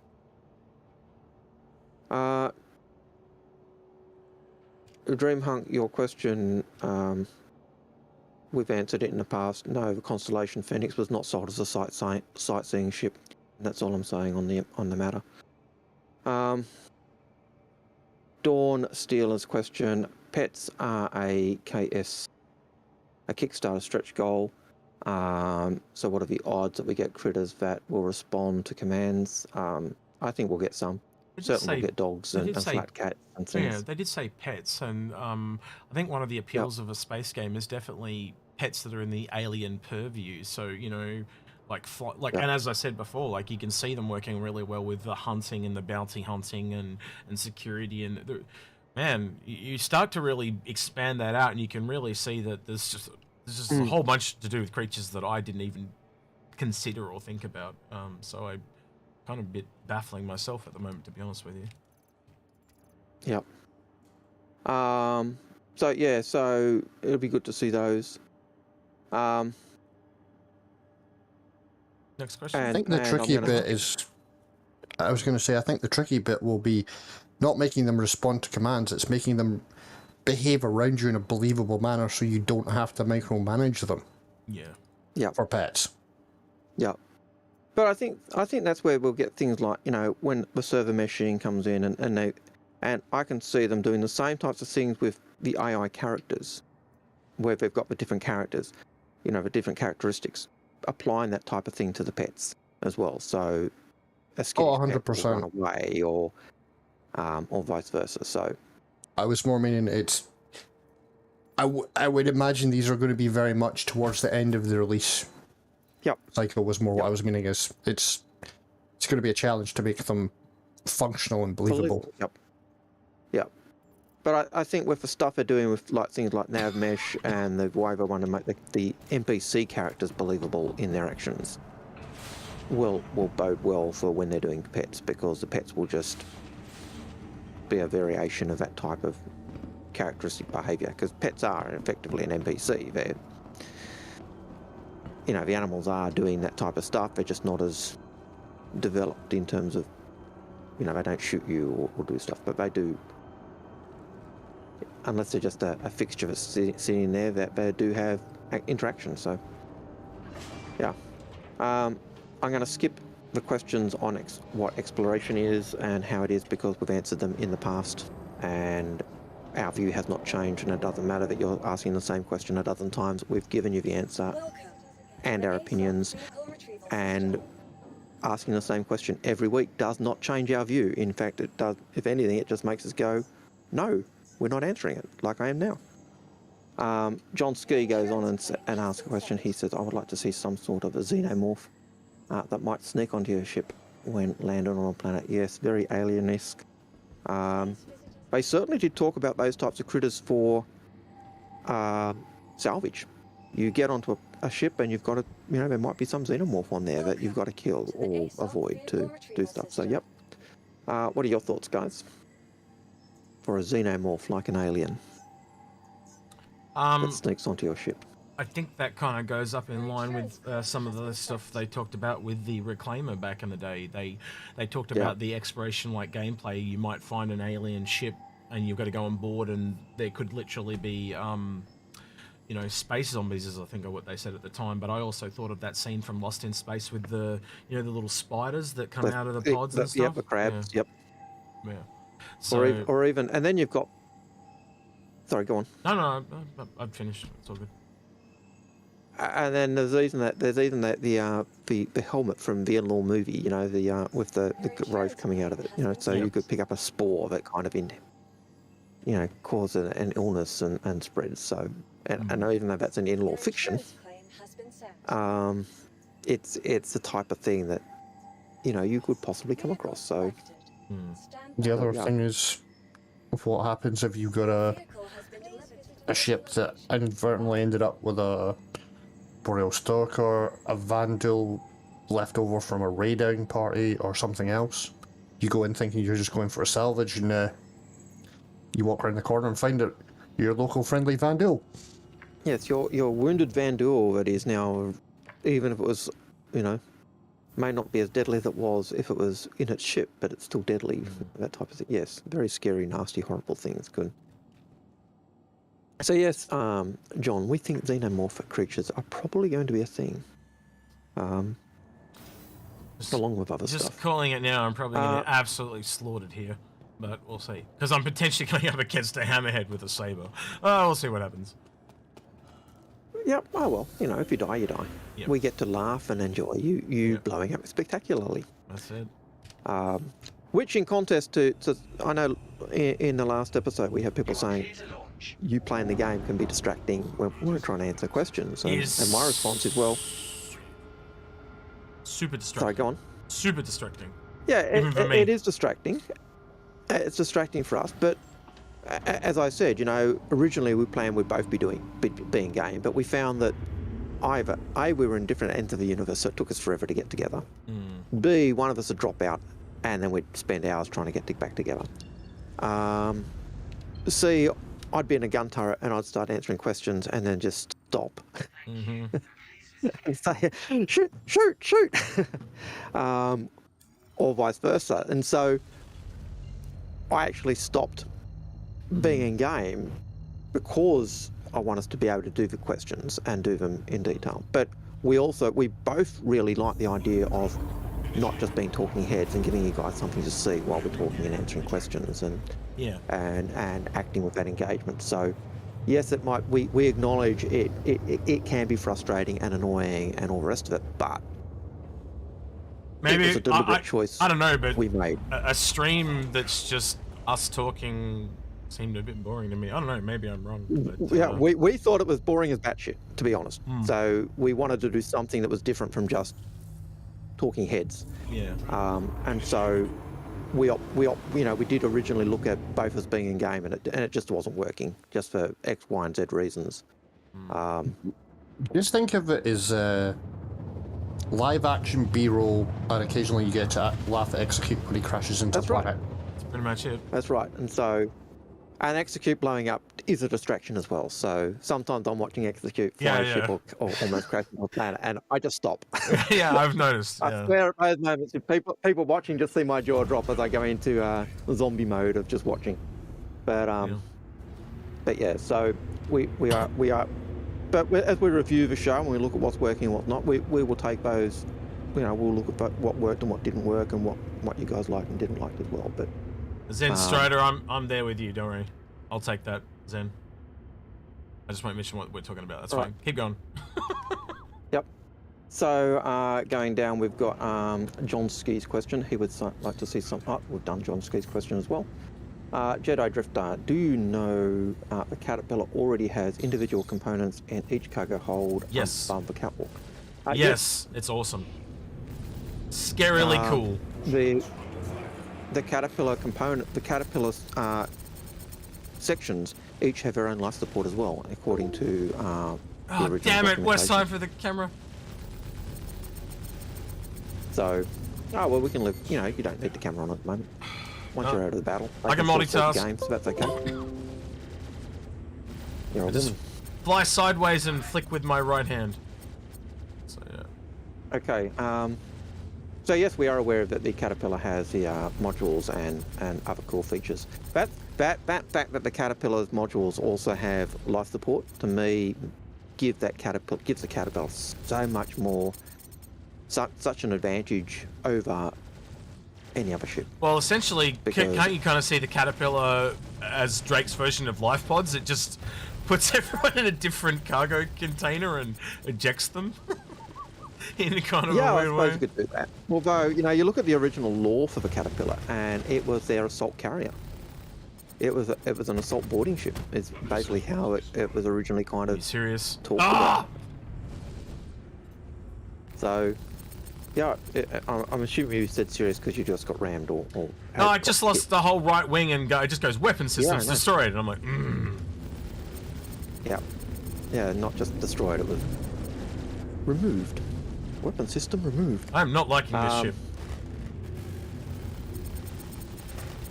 Unfortunately, I think you chose, about the worst ship or one of the worst ships in the meta at the moment, unfortunately. What, It's got all the downsides. It's got all the downsides of being a medium fighter. It has stealth, which currently doesn't work, and it also, I think, runs medium shields, which also really don't work right now. Yep. Oh, and I had him red too. That was the worst part. Yeah. Oh well. So Iber's question. That was about the language thing. I'm sorry, I just jumped in because I actually had to go back through the chat to work out what his question was about. Yeah, It's about the localization thing. So yeah, just a Yeah. reminder, guys. Maybe I should have that in the bot. So when you ask your question, try to make it contextualized so we can understand what you're talking about. I know I need to add that to the bot. Because we do get to the questions so much later than when you ask them. But if you do want them, that partly the design of the way we do the show. yeah, if you want them answered straight away, that's what the super chats are for. So yeah. Yep. So super chat those questions, and that means it does pop up, and we see it, and we answer it straight away. And that's always a guarantee to make sure we do see them. Other than that, we just go through them in the order they come in. And unless we've answered the question a dozen times and our viewpoint hasn't changed, we're not going to answer those questions. We'll answer the questions as they come.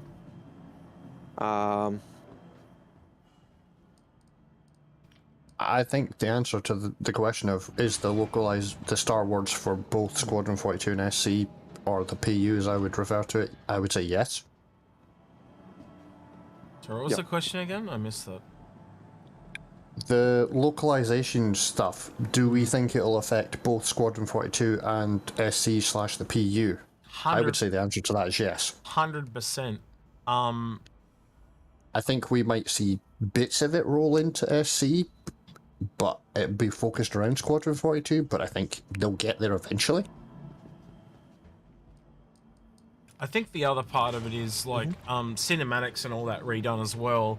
I think the translation in Star Citizen itself rather than Squadron 42 would be more along the lines of, see, now I can't get back. See, now the only way out is to log out. So I'm gonna have to log out. Sorry, guys. So the only other way, which means I fail my quest too, is essentially more text-based when it comes to Star Citizen. But the voices and stuff, I think eventually they'll get round to, because like what voices do you have? It's just those kind of pinnacle quest givers. So like Star Neely, the chick from Levski, the chick with the hair thing in ArtCorp. So it's just those key quest givers where they would have to redo voice lines. So there's just not as much voice that's not generic, because the other stuff that's generic would be people walking past you in the streets like that, and they're what you call throwaway lines. So if they do a whole bunch of those in different languages, it'll be fine. So yeah, but I expect they'll want to do that in the other languages, and you want, as they were saying, they want it to be immersive for everyone. And that means you are going to need those throwaway lines in that language. And but also if the game is supposed to be where humanity is, we've got our Chinese communities and areas and our American communities and the way of humanity spread out into space. You'd almost expect there to be different languages at times that someone else spoke. You'd pass them by and someone just says something in Xi'an or Banu or a different dialect of English, or even Chinese or Korean or Spanish or German, just because it is. I don't see us necessarily having one language in the future, or doing a bit like where you see in Firefly, where they'll be doing stuff, and every so often they'll break into Chinese swear words or something, just to give that indication of what we're doing. So, Phase Kitten has a question. He or she says, question on the ISC Execute. You mentioned how difficult it is to manage tiered injuries during the Siege of Orison. What do you think of having the option for splints, or maybe even tourniquets or things like that, to complement the med dosage system? I think things when like, you can't get to a bed. I think things like that will come eventually with the medical system, but it's a tiered system. We're tier 1 salvage, tier 1 mining. We haven't even got tier really 0 medical yet. So, we have a little bit in the med pens and stuff like that, but it's not like what's the basic at the moment? Reviving someone, healing someone. That's tier 0. It's where they choose to go with it. And we went into that in a particular episode of professional stuff, but because it's in the future, it just makes it so much harder. It's all gamification. Do you really think that they would do splints in the future? Yes, but only if they didn't have the tech to do it. So if you're in a crash site and you crashed in a Constellation but you didn't crash in an Apollo, but if you had the access to the beds, you'd use the beds, wouldn't you? So I do think eventually we will get more, and I don't know how else to say this, primitive systems, but I think initially, no. Well, even if you've got the beds, it may not work, because the beds are still using the chemicals and the dosage and other stuff, and you're using power. So you could have a bed, but you don't have power, you don't have a medicine. So was there not a med rifle concept they showed us art of a while back? So rather than you just having the med gun, you have a 200 rifle replacement. They might do more higher injuries. The other thing is, we know the Apollo has the hover. What you call it, hover gurney thing, stretcher. Yep. You could get those on their own, so that you can I think if grab you someone at Siege of Boris and who can't run, chuck him in that, and then I think push them home. I think the reason why they use the goo though is the goo removes the need for all those little things like splints and stuff like that. So the way I'm kind of thinking about it is I think that's why they're removing the splints and stuff, because by using the goo you can just remove all those little gameplay things you would have to create. And you think about all the complexity of how medical works in the real world, all the different bandage types, that all just goes out the window if you can put it under one thing, which is magical goo. That's what I meant by gamification. Yep. But so using future tech as a reason to remove a whole bunch of different things. And I think back at it, the more I think about that, the splints and stuff, it'd have to only be in very particular cases, and I think you'd be more likely they give you a stick to, you know what I mean? Like at the moment when you're injured, you walk in a funny way. You get a crutch. Yeah, I just don't see them, like, I'm thinking it from the amount of work that would be required to the gain, and the gain is so much smaller, but the work is huge. So I now retract what I said before. I don't think they will. I could see them possibly using splints in the same way you see them in Expanse, where you put the splint on and it kind of is a dual splint. It basically helps speed up the healing, but that's, as you say, it's an extra thing you have to add. But it's more. It goes beyond just splints, Algared. So let me give you an example. Just using splints, right? So if you crash land in a jungle, you get a stick to use as a splint. If you crash land in an ice cave, do you use an icicle? If you crash land in a volcano planet, do you use a particular foliage that's only... You get where I'm going, right? Every single location changes that. Unless you're looking at a damaged ship, or some wreckage from a ship as your splint. But the thing is that just have a hover. Well, if you crash on your ship, you may not have a gurney. Or why wouldn't you just use a magical green goo that removes all that work? That's why they've done it. It's really obvious when you fully understand why they've done that. Yeah. When you think it through, it's just like, well, we can either do all this shit, or we can just gamify it, and that's what they've done. So now I've worked it through. Sorry, and part of me taking part of the time taking me to do that is because I'm multitasking. Sorry, but once I actually got it through my fat noggin, that's why. But it's even more than that. Like you think of it in terms of, like you say, gamifying. How much do people complain now about CIG? You need to finish for ships you've sold. You need to do this. You need to do that. If I were doing medical and putting all those little bits and pieces, every little single bits and piece in. And same with any profession. And only for those times where you actually hurt yourself and actually need a splint. That's such a niche little thing. So yeah. Whereas if you use the medicines and the goos that relieve that need for a splint or stop it, enable you to function or work or move, even though injured, it's gamified, but at least it's meaning they can move on to other stuff. Will they do it in the future? Well, maybe not. Does it matter? No. Yes. At a certain point, they said it's a sin, but we have to bring it back to fun. Yeah. I'm sorry, but having played games that have full, armor and stuff that have full injuries and medical systems, at a certain point it stops being fun.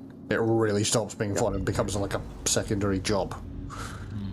Well, even look at Star Citizen itself. Now I've had the chance to think it through. It's not going to happen. It's such a lot of work for such a small payoff. It's sorry, I hate to be very bad. And you even look at the Star Citizen now. People complain about using the trains. Oh, I've got to catch the bloody train again. Yep. And yet, I love catching the trains. It's annoying, but I love catching them because you just that little bit of time you're sitting there, you're just enjoying the vista, taking in the detail, and sometimes we just need to stop and just go back and take that joy of seeing what's around. I have to tell chat, by the way, Algared likes to walk everywhere in game as well, so take all that with a grain of salt. Well, while Algared's walking to the I- train station, let's move on to the next question, which was, I what did do you run. I think is did going to be run the through it first the other scientific day. gameplay? Sorry, you guys are both talking over each other there. What were you saying? Here we go. I said The next question. While Al's walking to the train station, let's move on with the questions. What is the The first next scientific gameplay coming for exploration or anything else? Sorry, I missed that again because Algared talked again. What was it, Cam? Just one more time, Cam. What is the first scientific type gameplay we expect to see in the game? Exploration or something else? I'd probably say it might be in line with Ascend, that plant. You know, where they talked about it gathering plants and stuff, which I think kind of lines up with farming and stuff like that. So, I don't know. Just based on what we know, that it seems like I think science will line up with medical and farming first, is where I'd expect it to go, and then expand out from there. It also does hit exploration and data as well.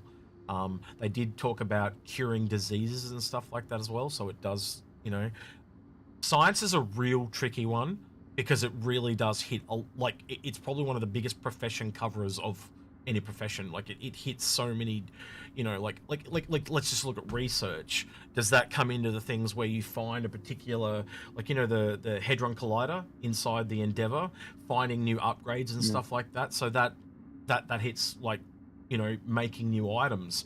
You see where I'm going here. Like, it just hits everything. Can you make new cooking recipes for cooks? The genetic stuff we talked about before, like, it just goes on and on and on. Science is probably one of the broadest professions in the entire game. That's a really hard one to quantify.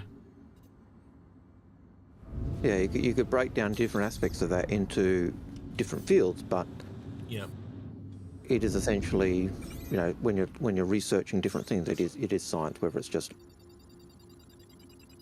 looking at a particular thing, or even going to it, or yeah. So it is broad. Phase Kitten's second question. Yep. Go for it then. Another Siege of Orison question. Do you think the shuttles to other platforms should wait till the last IFE on that platform is disabled to prevent speedrunning Siege of Orison? I'll let you answer that, Algared, because I'm going to be honest, I missed the question with what I was doing. Okay, so the question's basically saying, should the platforms have their the ability for the shuttle to turn up disabled to stop speedrunners racing ahead and skipping all the content on platform 1, skipping platform 1, racing to platform 2, skipping that, you know, and just running through to the last platform to finish the quest and ignore it. I think a lot of it's also got to do with explaining things to people, because there were a lot of people just trying to get on ships and destroying ships and failing the mission for everyone because it wasn't explained to them that it was a limited amount of ships until a few of them had been killed. But once they were dead, they don't hear the message, so they come back and they do it again. So, yep. You know, there really needs to be, like, I think they're learning as they go, like kind of what you said before. So yeah, it's tough.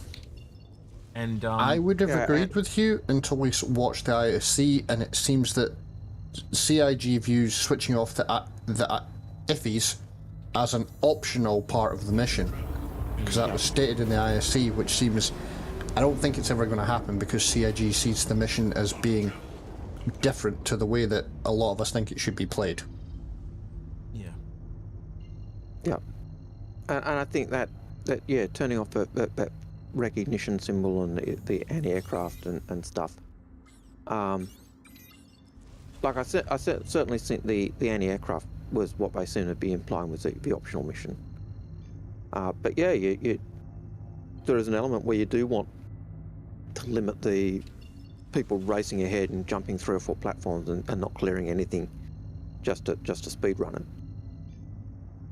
But there's also an element where you don't want to do that. You want to give, in a sandboxy type game, you want to give people that ability to play the way they want, but you also want to, but people also need to play within the confines of the world. So you can't just say, well, I'm going to kill everyone because I can, because that's not a realistic situation in the world, even though it's a play as you like.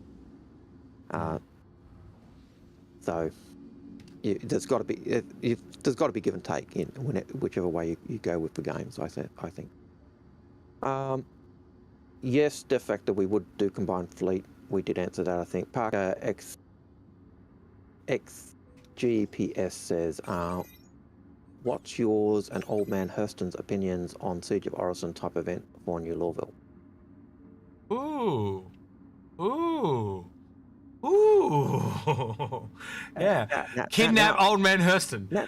I want that in. Let's do it. Make this a reality. Now, Paulie keeps saying that he wants to see such nasty shenanigans from among the workers.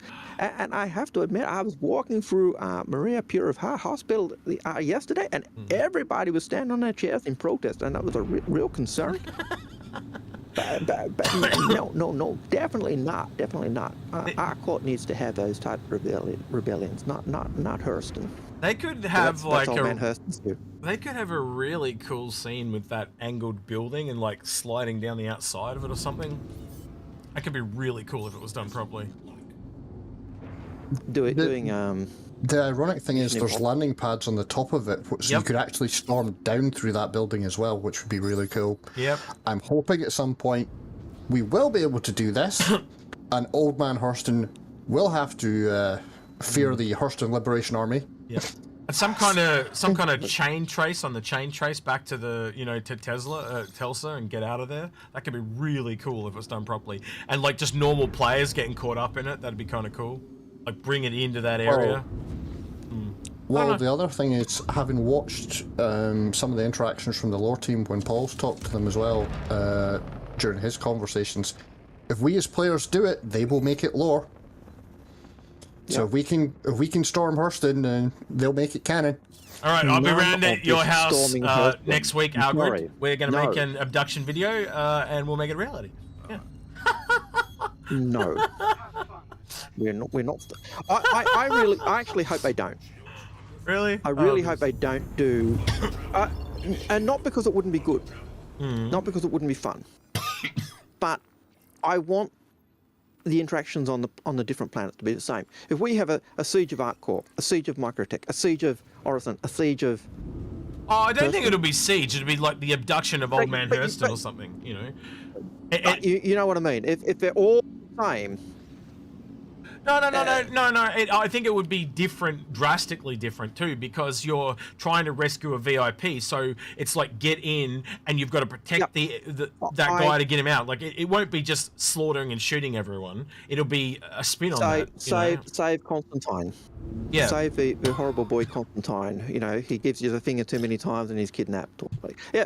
Look, I hope there'll be some form. There'll be different forms of events. I really hope though they don't do the workers of Hurston have risen up and they're rebelling and have taken over, because that just to me sounds like Siege of Orison. Well, no, it could be it could be a bunch of workers there who are fed up with it. But like what I'm talking about, Algared, is not like at the moment how it's just platforms and it's the same thing over and over. What I'm talking about is there's a ship scene in there, there's a vehicle scene in there, there's a train element in there. That's what they need to get into, is this multi-stage stuff, and I think they eventually will get there with those. It's like what was their Battlefield type version of a game that they Star Marine or Theatres of War. Theatres of War. So Theatres of War aspect, and I hope they do those types of things. I'm not saying but. Not only that, Algared, just to add to that, one time you play it and it's a shooter scene, and the next time you play it and it's a vehicle car chase. Like it's like almost like it's 3 pieces and it's got 3 different things that can be in it, cross-pollinates and... Well, you can also have stages to it where you have to... There's no weapons on Hurston. You've got to smuggle whatever you're going to do, or do you not bother smuggling any weapons in and just go... Okay, we're going to land 5 M2s out the front gates with Tonks and A2 straight over the top of Lorville, and to heck with the civilian casualties, we just want Old Man Hurston dead. This guy is There's different ways to do it. There's no killing Old Man Hurston. I'm sorry. This guy is called Tyrone Lester. You can't kill Old Man. I'm sorry. This guy's Tyrone Lester, but he really should be called Keenan, because I'm going to the garden to neutralize someone. Anyway. That's what the respawn tech's for, though. There are only so many respawns you can do before you're dead. No killing old man Al Hurston. You can't do that. That's like saying, let's kill Execute as many times as we can. Well, they did talk about having people with bespoke things, and just like so if you're going to have an event at Hurston, maybe one of them is a particular VIP is being kidnapped, and it's a different VIP every time. But then that's just the effect or whatever. But then another one is they're just bombarding the top of the offices, or they've cut out a communications tower. You see what I mean? So it's not just the same event. It's events that can cross-pollinate and always feel different. And I'm not saying they don't want to do that. I'm just saying you want the events on the planets. It's certainly in Stanton. You don't want every event to be the same. You want Stanton to have its own, or Crusader to have its own types of problems and issues. You want ArcCorp to have its own problems and issues. You want Microtech to have its problems. I kind of hope that one of Microtech's problems is not the problem of intellectual saboteurs trying to come in and steal stuff, but it's like something like, the arboreal stalkers in such and such an area have got, gone out of control. So we need to put them down, or arboreal stalkers are in the cave. You got, so the problems that are there are not just the same problems we're facing every time.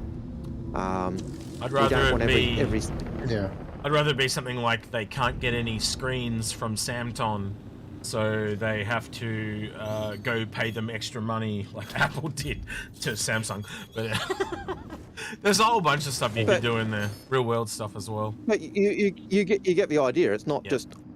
I'm not saying you don't want to do it. I'm just saying I don't want to see every planet have the same cut and paste type mission. You don't want every environment to have lockdown. I think it'll be pieces. So some pieces will be shared between multiple planets, but there will be others that make it more bespoke, like the overarching story of Orizon and the Siege of Orizon would be, even though fundamentally parts of the event will be the same, the story will be the differentiating factor, I think, in most cases.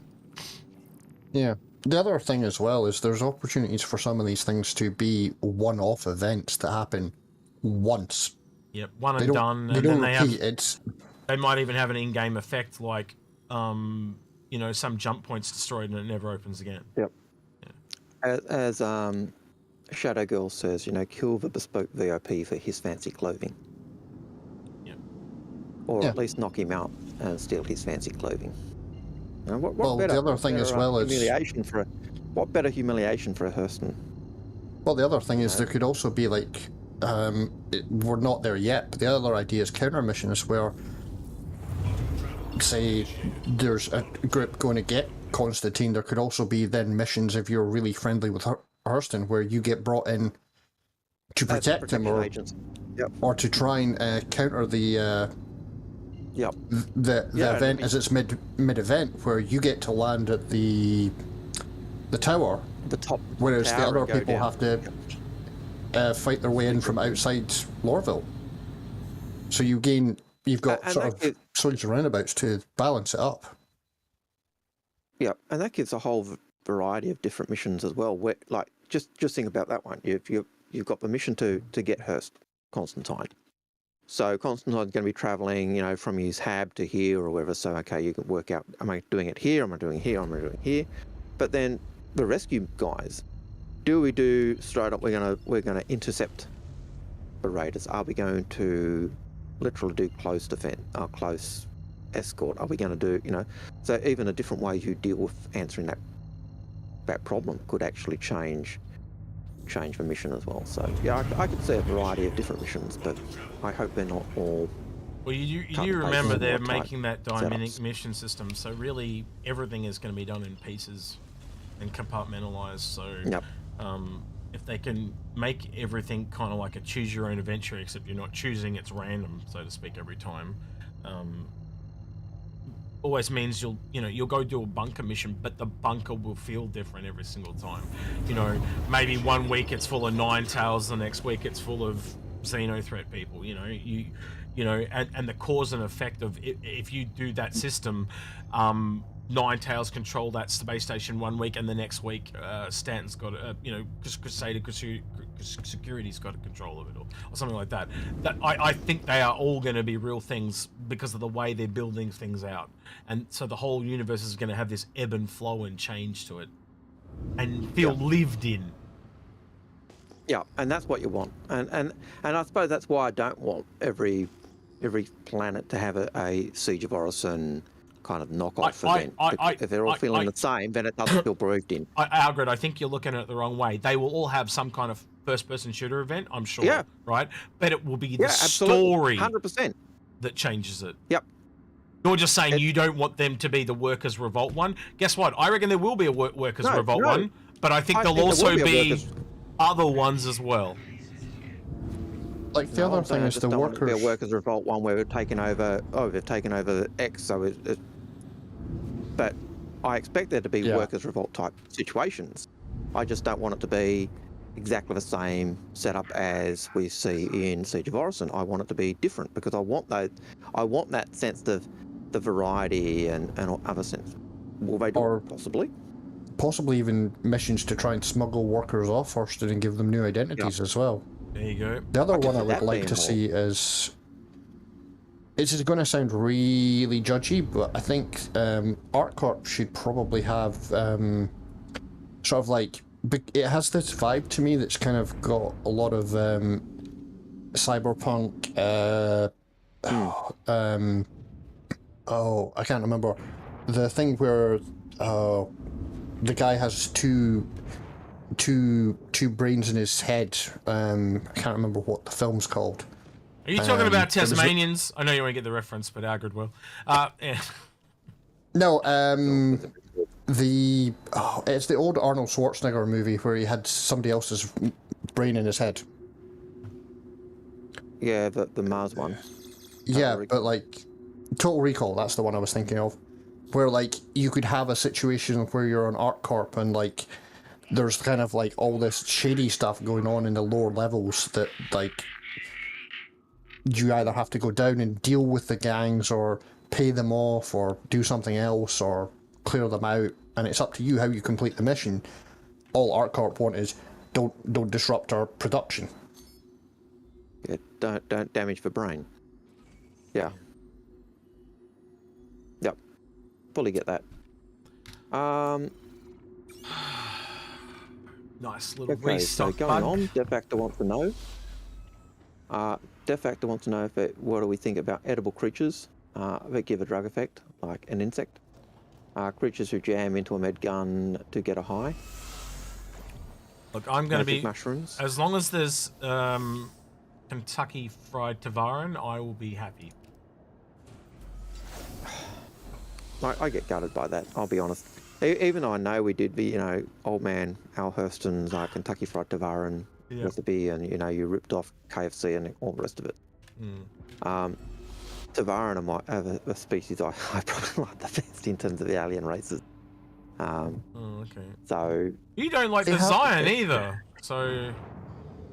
No, I like the Tavarin. Oh, okay. I don't want to have Kentucky Fried Tavarin because I like the Tavarin. I think they've talked about there being recreational drugs like you'll be able to take in the future, but I don't think there'll be creatures and things. I think there's more likely to be poisonous creatures where if they bite you, you have to then micromanage your... Who asked that question? Like you're hallucinating until you get to... Who asked that question? Because I think they like to lick toads or something, That was Death Factor. That sounds like him. So yeah, Death Factor probably does, He likes to toy with the aspect of death. Licking some toads. Sean Solo has a question. Yep. How about a living asteroid-like creature that stalks you while mining it in belts? That's pretty cool. Yeah, definitely. I think definitely like an unexpected thing is life in space, because there's not a lot. Like obviously it's come up in almost every Star Trek series, but isn't that alien in its own right? Like an alien. how do I put this? More akin to like a dog or a dolphin, you know, not like Oh, yep. that you can't converse with it. You know, like how we can't talk to Yep. dogs and cats. So it's life, but it's just not evolved life, I guess is the way I'd put it. The amoeba that sucks onto the back of your engines and is eating your plasma coil. Yep. Or Yep. eating the plasma coming out of your ship and stuff to take a line from Yep. lower Or decks. the Ops range. you know Yep. it's tried to get onto your ship to get warmth so it can lay its eggs to reproduce or something like that, but they're like completely non-violent. They're doing violent things to save their young or whatever, you know. They're doing violent things to your ship, but Yeah. they're not trying to be violent. It's just like that. Having the dolphin-y type ones that you come into a certain area and they fly along the side of your ship and just because that's what dolphins do, you know. I could. It'd be nice to see those types of things, just to give that idea that this is space and there are aliens and there are creatures out there that because it's a space game. Why not? You know. So. Looks like I'm doing weird things on this screen. It's because I'm actually on the other screen removing that user that's being a pain in the butt. Sorry. So, am I wearing bottoms? Yes. Do I use wax on No, my never, keyboard? No. never. He's just got hairy legs. That's all it is. I call him Daddy Long Legs. That's what. Does our I've answered that one. Do space whales need oxygen? Yes, because they are placed there. And how do we know that? Because they're the key seed animal that is used on planets that have been terraformed. So yes, they do need oxygen. Yes, the bot only looks at questions, confirming what Can just said. Zangropa question: should CIG add how many medical gowns were dropped on the floor as a post of Siege Orison stat? It would be interesting to know. I think it's in the hundreds or thousands. Yes, they can track it from what they've said because they know exactly what the server's called when it does its cleanup script. I think that's stored in a database in the back end somewhere for reasons. I did realise the other day that the hospital beds actually have, I think, a 200k storage compartment. So you can actually open the hospital beds in the hospitals and actually. Someone mentioned that on our Discord, and or someone mentioned, where did I see that? And they reckon you'll have to put stuff in it for it to. So like you got the Carrack bed. Yeah. When you're out and about with the Carrack, you'll actually have to put stuff in it, and it eventually will run out. That tracks with everything we've heard about. Survivability, running out of fuel, running out of air. Everything has a limitation, just like real life. And that goes in with that idea of wrecked ships and why don't you just use the med bed? Well, if you don't have the medicines or the equipment or the power to run it, then it doesn't work. You can have a fancy bed there, but it's just a fancy bed at the moment because you don't have the equipment to go with it. Definitely puts out the thing with where you can't stay out forever. No one is going to be able to just be out in their Carrack forever. That literally now has a limitation. Like you can take a heap of food with you, but that's going to run out. Yep, eventually it'll run out. You could grow some more food, but eventually something's going to run out that you can't replace. And you'll have to go somewhere. The Carrack is going to be a really risky ship to use if you think about it, because if you're going out on your own, something goes wrong, and you just don't happen to have that one little thing to fix it, you could be in all manner of grief. But I also get the impression it's supposed to have it would be the type of ship you'd expect to have redundancies as well. Does have that repair so, thing, doesn't it? Yeah. It does have repairability. It does, but you'd expect it to have more redundancies in terms of what's going on, just so that if you burn out system 1, 2, and 3, and you haven't gone back and you're on your last system, then you're an idiot and you deserve to get lost in space and never come back. That's. But talking about the med beds, they talked about it during the Banu Matchroom walkthrough where they showed the back of it opening up and it having a space for you to put. They talked about refilling it somehow. Don't know how, but yeah. Yep. So that would be pretty cool. So next question from Avi Alibi is with the showcase a while ago of the river creation system along with the other system, along with Canyon creation tool. How in the Reach how in reach is the 50 system goal? Isn't there a system goal 100? I think it is 100 systems.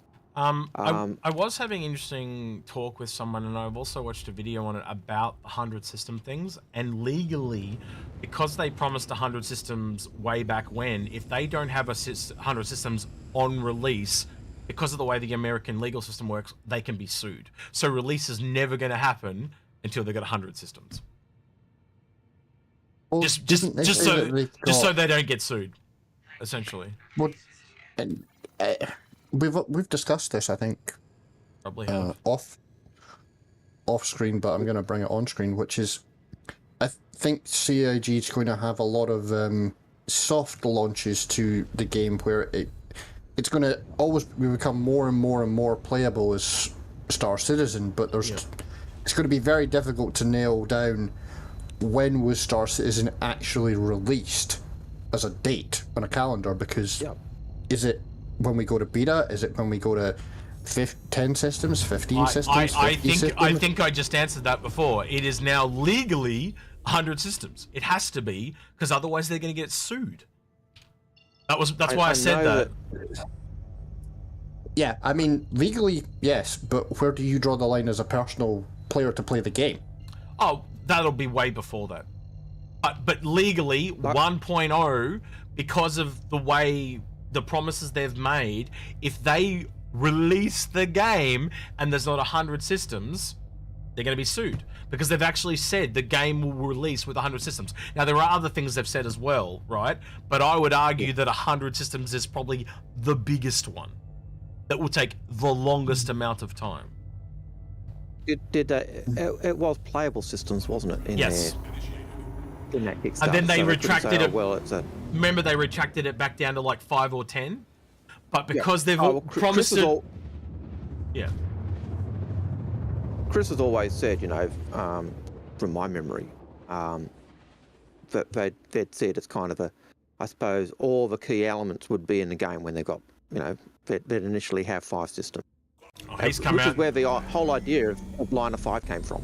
Yeah, he's also came out and said the game is more functional now than most games. So he said a lot over time, but yeah. Well, I've always thought that. Even when we just had Arena Commander, I was arguing with people that it was still in better shape than most AAA games that were coming out. Yeah.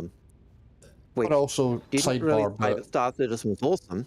It just said the other games were shit.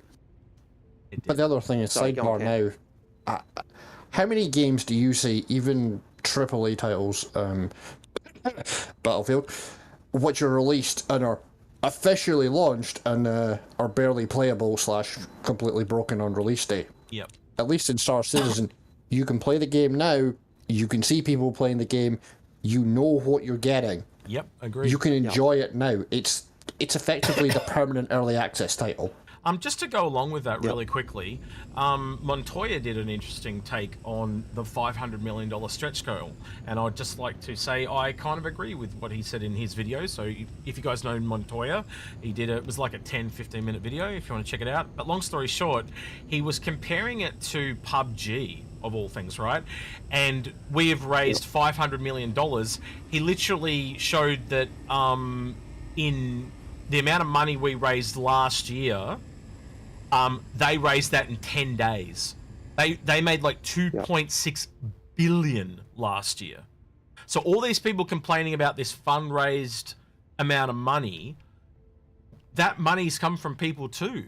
But it's just got, yes, it is a released game, I get all that, but 2.6 billion versus 500 million, and they're doing that yearly, and that game's been out for what? I don't know, 5 years? I honestly don't, because I don't play it. But do you want to know where most of that money comes from as well? Microtransactions, I assume? Microtransactions. Yep, for emotes and stuff that doesn't actually impact gameplay in the slightest. It is TikTok dances for your character and other such nonsense. Yep. When Evercrack, sorry. I was getting the words mixed up there, but I always used to call it Evercrack because it was addictive. There's a new emote coming called Evercrack. But EverQuest, they were always a pay to play game. They went free to play for I think their 20th anniversary or their 15th anniversary or something like that, and they had microtransactions. Since they went the microtransactions, I think they went free to play because they realised, shit, we made more money on this 10-day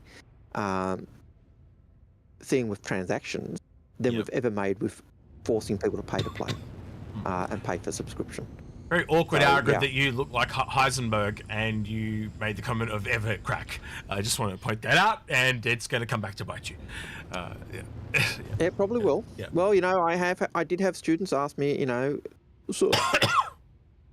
Actually, Evercrack sounds like a really cool drug that they put in game, and it's just got Algared Heisenberg. Evercrack, I approve this message by Old Man Hurston. I don't just have visions.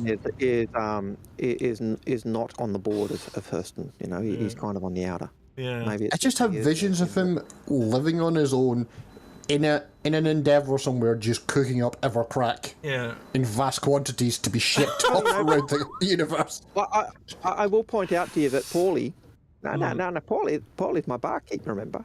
And Paulie, as you know, is into drug running and stuff. So, you know. If anyone's got the ability to clip stuff on Twitch, please clip that and send it to Paul. I would really highly appreciate it. And the few segment comments afterwards, because I think Paul needs to see that, because that needs to be a thing. It really, really needs to be a thing. Yeah, it really does, because that was funny as shit.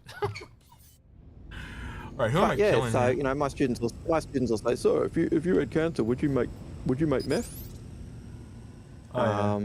No, doing their links to the Breaking Bad.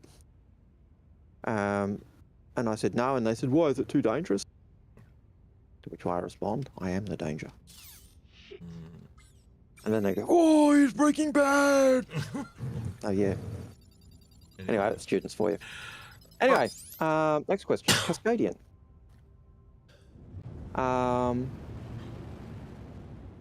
So what's the likelihood we see animal transport missions, aka timed missions for cargo ships to get animals where they need to be quickly? 100%. Like real life animal transports, yes.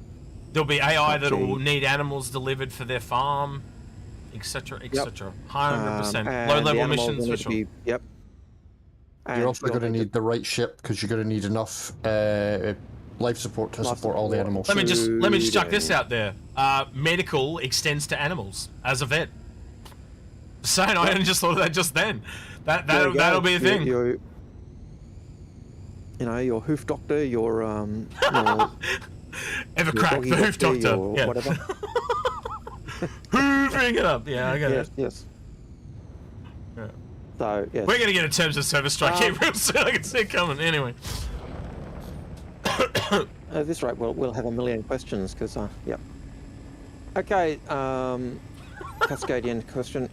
That's the one we just did. So, Sangropa. Questions.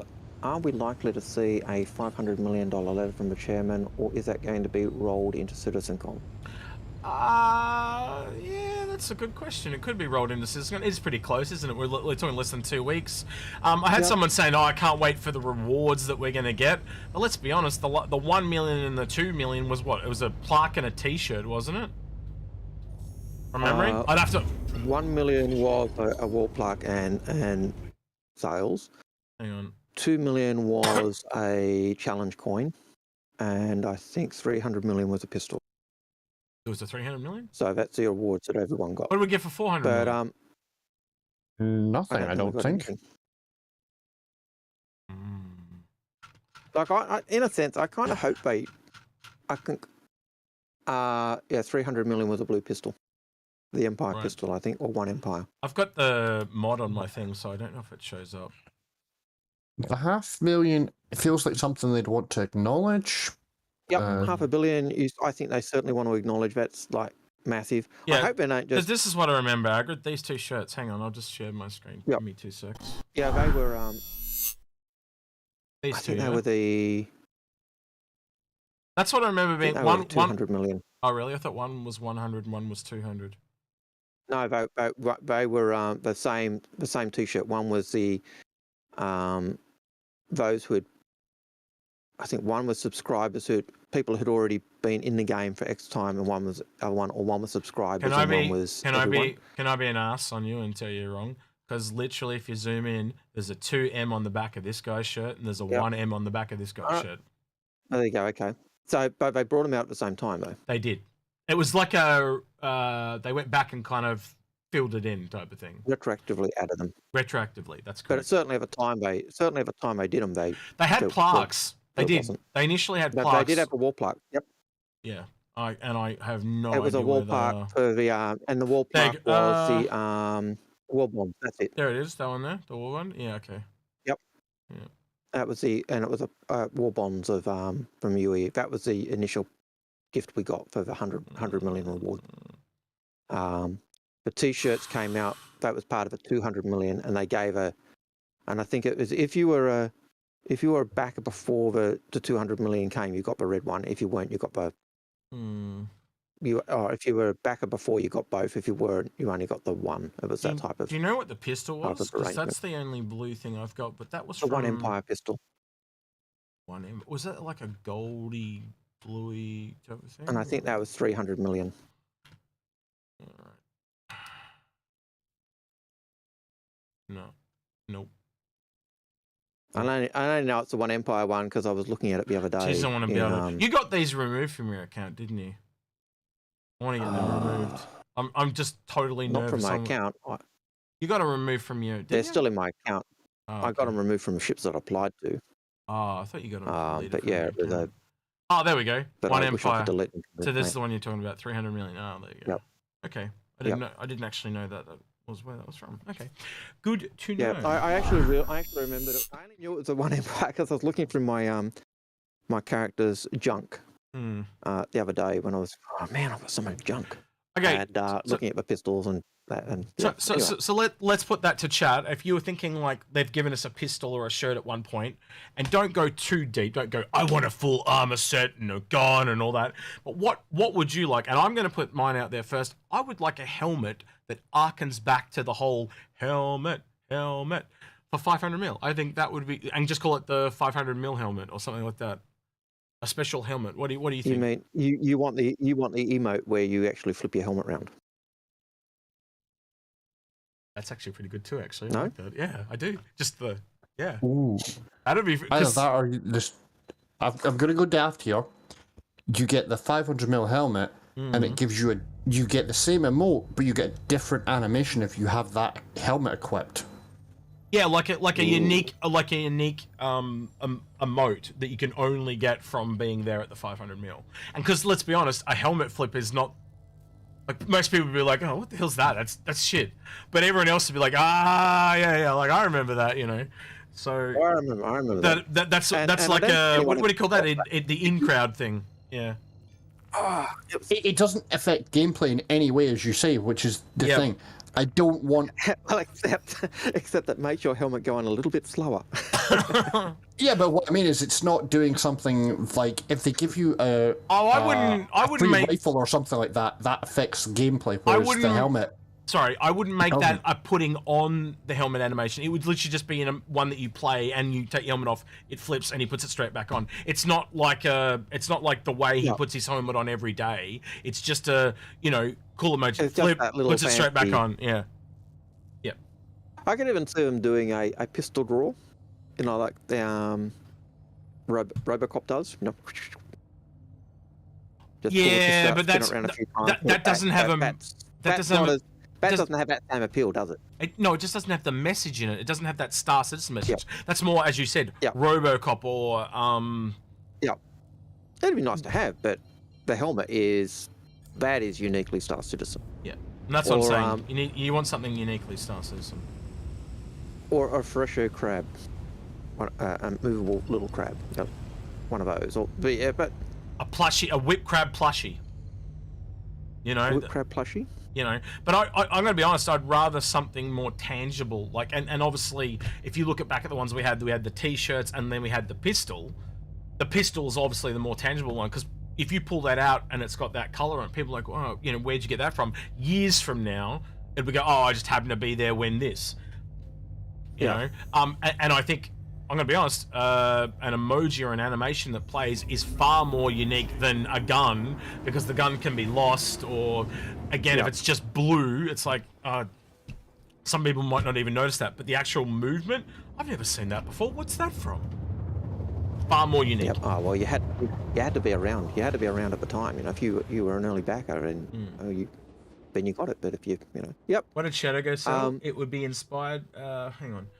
How about a guitar that you can play as an instrument? All the best MMOs have that. Yeah, I think music will be a profession eventually in game. Yeah. So maybe you're doing like a $500 million. It just says 500 mil as the But yeah, no. Nice Fender or something that you can just crack out and just play a little riff as an emote. Yeah, some kind of little, like it's a little bit of a Wing Commander tune or something. You know, whatever. And it just plays the Wing Commander tune. That'd be kind of cool. A Wing Commander game. Yeah. Has anyone dropped any of those in questions? Who is to say they won't give us all the PTV as the $500 million reward? This is true. They've actually, because they leaked that thing about the PTV, we'll be stuffed up and trying to answer chat. Not stuffed up. Run. That's actually a good shout. That's a very good shout, actually. The PTV, because they'd have known it was coming. Yeah, and with a 500 mil skin or something. There you go. There's light work, easy to do. So maybe we'll get 2 skins. We get one for 500 mil and we get one for free next year. Yeah. Yeah, that's a really good call, whoever made that. That's low effort. It lines up with everything. Yeah. Free PTV for the 500 mil and you get the skin next year because we... Well, they said we were going to getting a free skin because of the ship showdown. So I would expect, I'm going to be honest, I'd be expecting 2. One for 500 mil and one for the ship showdown. But yes, they could be cheap and just give us one. Considering how many people, like I've been around since the beginning, I got a PTV for free back when they were trying to test the store, you know, so that's how old my PTV is. But yeah, it'd be nice to see them. Oh, no. Are they still coming? Nope, they're not. Good. They are still coming. But yeah, I'd like to see something. Is there anyone else in chat that's did anyone put in the questions? Any ideas they had besides Shadow Girl? Because I'm trying to do 4 things at once. No, I think that was about it. Rifle was the other one that came up a lot, but yeah, I can also see that, but the problem is that's same thing as the pistol. Yeah, but it could happen. It could definitely go that way. At this point, I would prefer like a unique Moby Glass skin over, even though you're never going to see it. You know what I mean? Like, but just something different, something that's not been done, something that makes it stand out. Even the T-shirts stand out because they hadn't been done at that point. You know. I don't know. I'm looking at the chat questions, and no, I can't see any, but I am going to address one.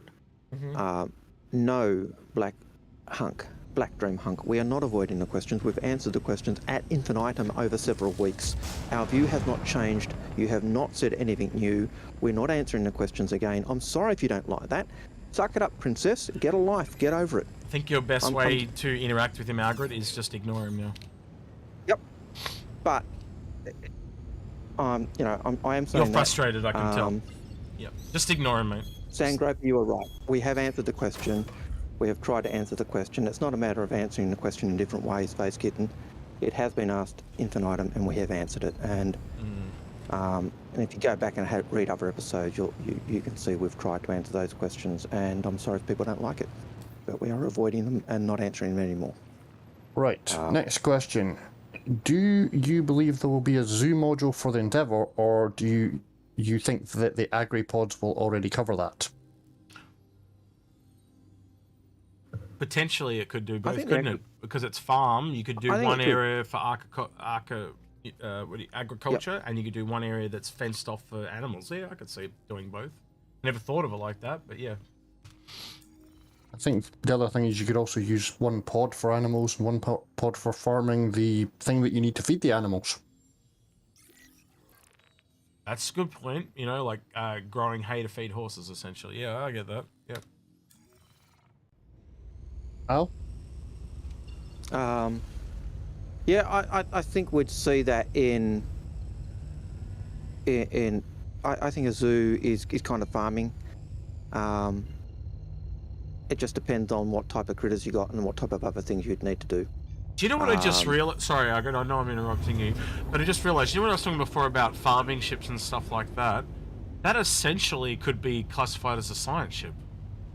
Because, you know, before the SENS collecting plant specimens, couldn't there, by that very definition, there be a ship that collects animal specimens? Yeah. I only just thought of that. Yeah, well, you know, I know we've even talked about in the past that, you know, having something like the Aquila kitted out with cages where you'd go pick up your specimens, put your animals in or your plants in, or having the plant areas where you could actually put your specimens to grow. And we know we've got the plant table type things from our old hangar where you'd put your specimens and put them under glass and terrariums and stuff. And do you know what I so just I could see them doing that type? Do you know what just real? Sorry, Algared, but you know how we were talking about the livestock and the growing of plants in the same pod? That's a module of a module. Yep. John Crew's gonna hate us. John Crew's gonna kill us. Yeah.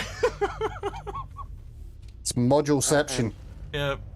And yes, Space Kitten, he was very focused and just singularly focused on that idea, and he doesn't like our answer and just kept bringing the questions. It's kind of gone on for weeks, so we've got no choice now but to ignore him. So yeah. And so, to those in Twitch, yes, if we could make sure we could do that, we probably would. But we haven't been able to do that. So. Next question. Thank you guys for your support on that as well, by the way. Next question. Will we be able to convert the Idris P to the Idris M in-game, or are they different ships? What they're asking is, I have the K upgrade, but I want the railgun and armor of the M.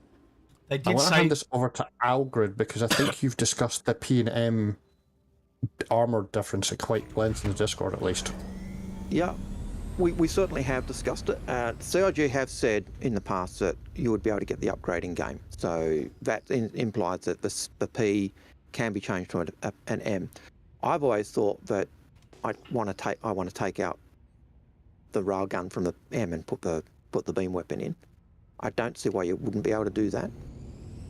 But I don't think CIG have actually said one way or another. So my take on it would be very much like the Kraken to the Kraken Privateer, but it would be behind a grep grind wall of some description. Yep. So you have to get in with Aegis or the military or something like that, and then, or even some rare place with a supply depot or something where they have an old one.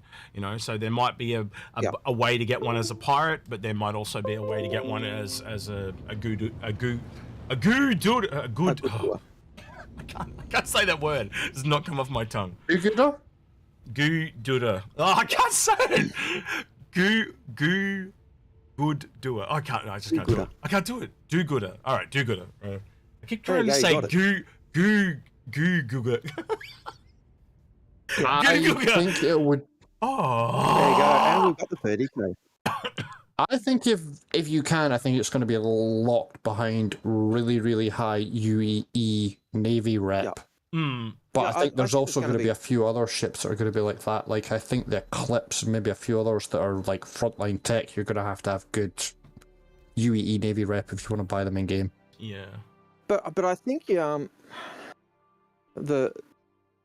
P and K and M, they're certainly going to be dockyard ships. So even if there's no rep wall, we might find that the dockyard requires X time. So instead of you look at the at 30 minutes or 45 minutes or something for an 890 to be respawned. If you put your ship if you put an Idris in to get reworked, or you'll put your Kraken in to be reworked, I imagine it's going to take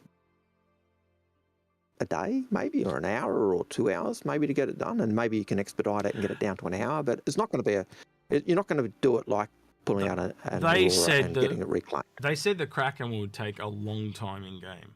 Like, and I'm not going to lie, I actually expecting things like 3 days when they talk about long times, especially when you're talking about really I could see big ships.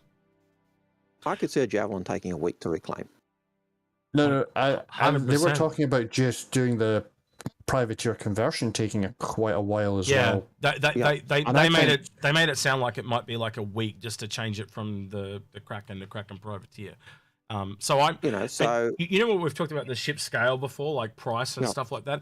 You know how he said like a week to reclaim? I'm actually thinking like some of them might be like a month. I'm not even kidding when I say that. Well, was there not talking Origin ships at some point where they would, or Superior, where they would only make a certain number available per year in game? Yep. And that's so if they've already sold their quota for the year, guess what? Your insurance claim is going to be, you'll get one of next year's allocation. And I think the closest to that would be things like Origin, yeah? That's the first place my mind goes to actually justify their insane cost. From memory, the first ship they talked about having the limited number they were making a year was the Phoenix. From memory. Well, that puts it up there. And that was to link in with their original sales of the Phoenix when they brought it out, and were only supposed to be 400 sold, but because you could buy the CCU to it in the original sale, so they ended up selling 5 times as many as they intended to, so it kind of blew out what they wanted. But those CCUs, I remember the first time I saw one in the black market were like, $30, $40 above what it was worth. And then literally 12 months later, they were like 3 times that, because it allowed you to upgrade a ship. And after that, it was the only way you could get the Phoenix with LTI. So it was one of those CCUs that really jumped in cost really quickly. Yeah. But then the ship came out and it was like, oh, so glad I didn't buy one of those. But that'll change. Given time, it'll come around again. And I certainly expect the whole Connie line is going to be reworked and gunned and done whatever, because it's got the Robert Space Industry name, so they're going to try and make it look like an awesome ship. At least that's my hope. Moving right along. Death Factor's question next, which is thoughts on creatures that utilise the new hull stripping mechanic, where their shell skin has some hull material. You shear them like sheep for materials. Yep. I think they talked about something like that for the space whales as well, where you actually harvest materials off the skin. So yep. They've talked. That was more like there was some algae or something that grows on them, and you go and harvest it off them. It has value, but it also helps the space whales because they're no longer covered in the equivalent of space barnacles. And then you've got this. I was going to say, I could see this as an animal, but I don't think it's going to be anytime soon. I see this being more like something you find in a system when they were on system number 40 or 50 to give you something new. I could see it for the grazer.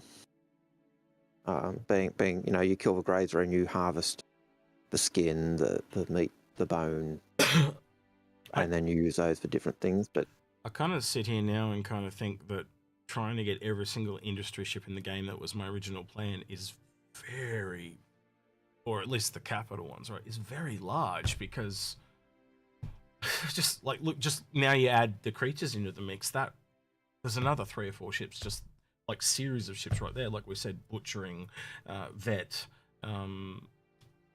farming, like there's at least another 3 series of ships there, and I find that kind of scary. Not to mention, other smaller ones like science and stuff. But the other aspect is, as we were talking the other day, you don't necessarily have to have a ship that does that. You could actually have the settlement take on the role of a capital ship, or so they can get around the need to have, say, a capital ship and say farming, because they can say, well, this farm, this location over here is our capital type version of that. I think it also adds to that, though, Algared, is in why not both? Why not have there's a particular creature that can only live in, it's normally a creature that lives in space and it needs the radiation of this particular gas giant or nebula, and you have to simulate that on a ship or on a farm, as you put it. But then again, how are they transported, right? So at some point you have to move them between A and B to be sold at a farm or whatever. So you do need a ship that can replicate that. So I'm going to be honest with you, Algared, or you need to be transporting the eggs or the young or whatever. So and you need to and even if you're doing the eggs, you still need to have the incubator set up. Well, I think the closest right conditions for it. The closest thing we've got to that right now for cargo is the 400i with those, those coolers or temperature controlled thing. But that tells me that certainly in game, there's definitely some kind of ship that has to come that's based off animals or creatures that's temperature controlled environment or gases controlled environment and stuff like that. So that again, creatures affecting cargo. It's hitting everything if you think about it. It's crazy complicated. But you also know that's coming from the Endeavour, because the farm pods on the Endeavour are so that you can actually make sure, even for plants, so you can make sure the atmosphere is right and the gases are right, temperature's right, so that the plant will grow. And because certain plants need a certain light source, and so you take that plant to a certain light source to irradiate or do whatever. So that farm pod is no different when you're applying it to animals than to plants. And so I think we've known that type of thing's coming for a while. It's just that we're probably only just starting to go, ooh. It's kind of, you look at normal games and you go, oh, the scope can't be that big. Oh, shit. It Star Citizen. Of course the scope's that big. So, like, I've just never really kind of sat here and kind of go, like, where can the animals go? And I just kind of had these revelations today, or that it could go anywhere.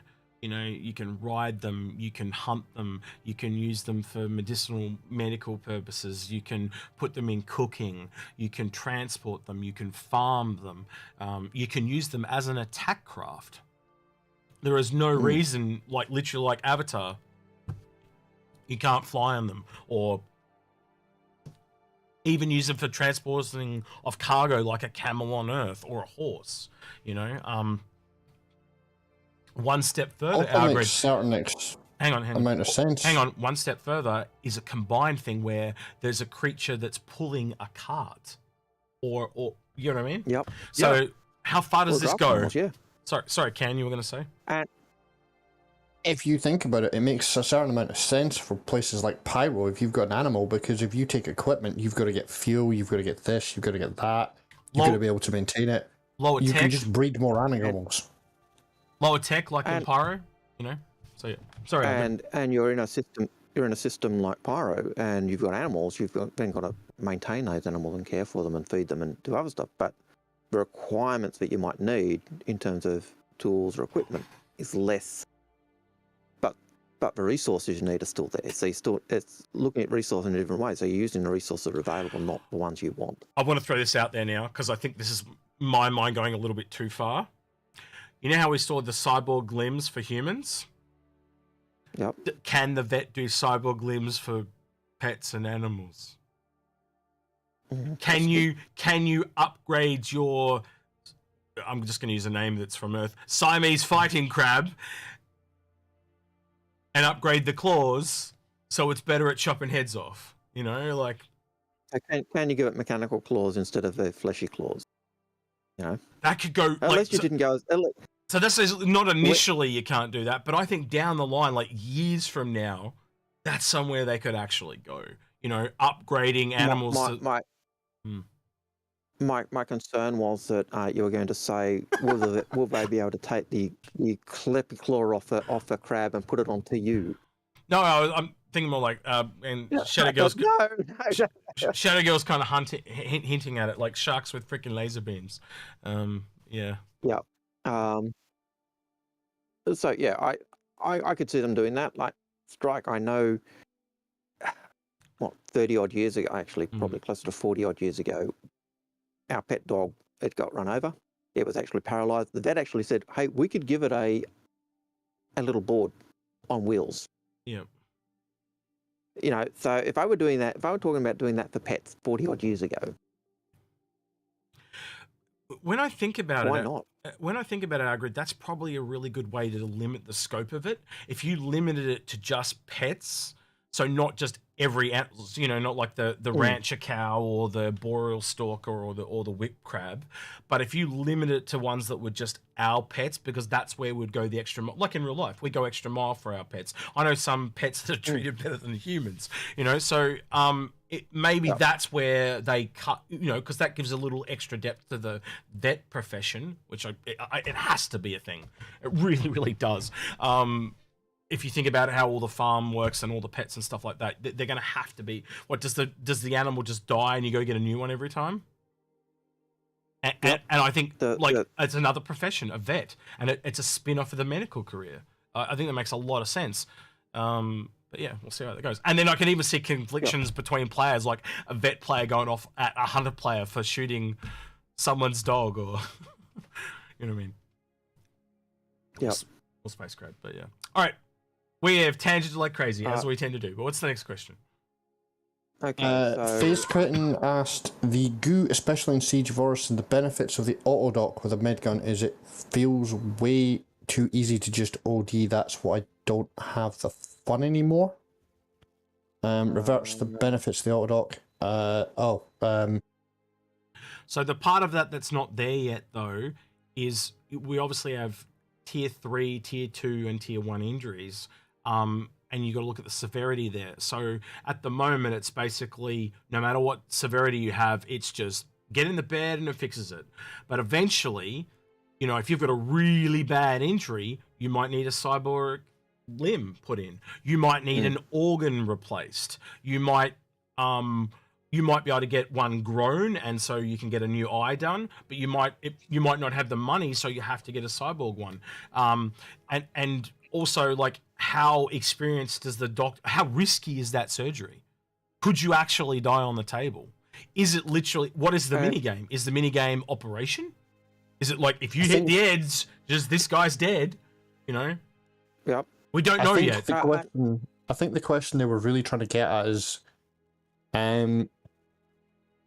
with Siege of Orison and the way that medical currently is, do we really feel it's fun? Because they're saying like they've got tier 2, tier 1 injuries, and then they just feel like they're slowing their team down and they can't actually contribute to Siege of Orison. Which is why I said they needed to add the beds in more known locations, and the easiest known locations are where the shuttle arrives and where the shuttle leaves. And as I said, the smallest amount of development time for them to get that in, because one of the things they always say is, that's going to take too long, right? And so my whole process is, how can you do that quickly and easily? And that's just put it at the start and the end of the shuttle areas, and so you can always do it. Yeah.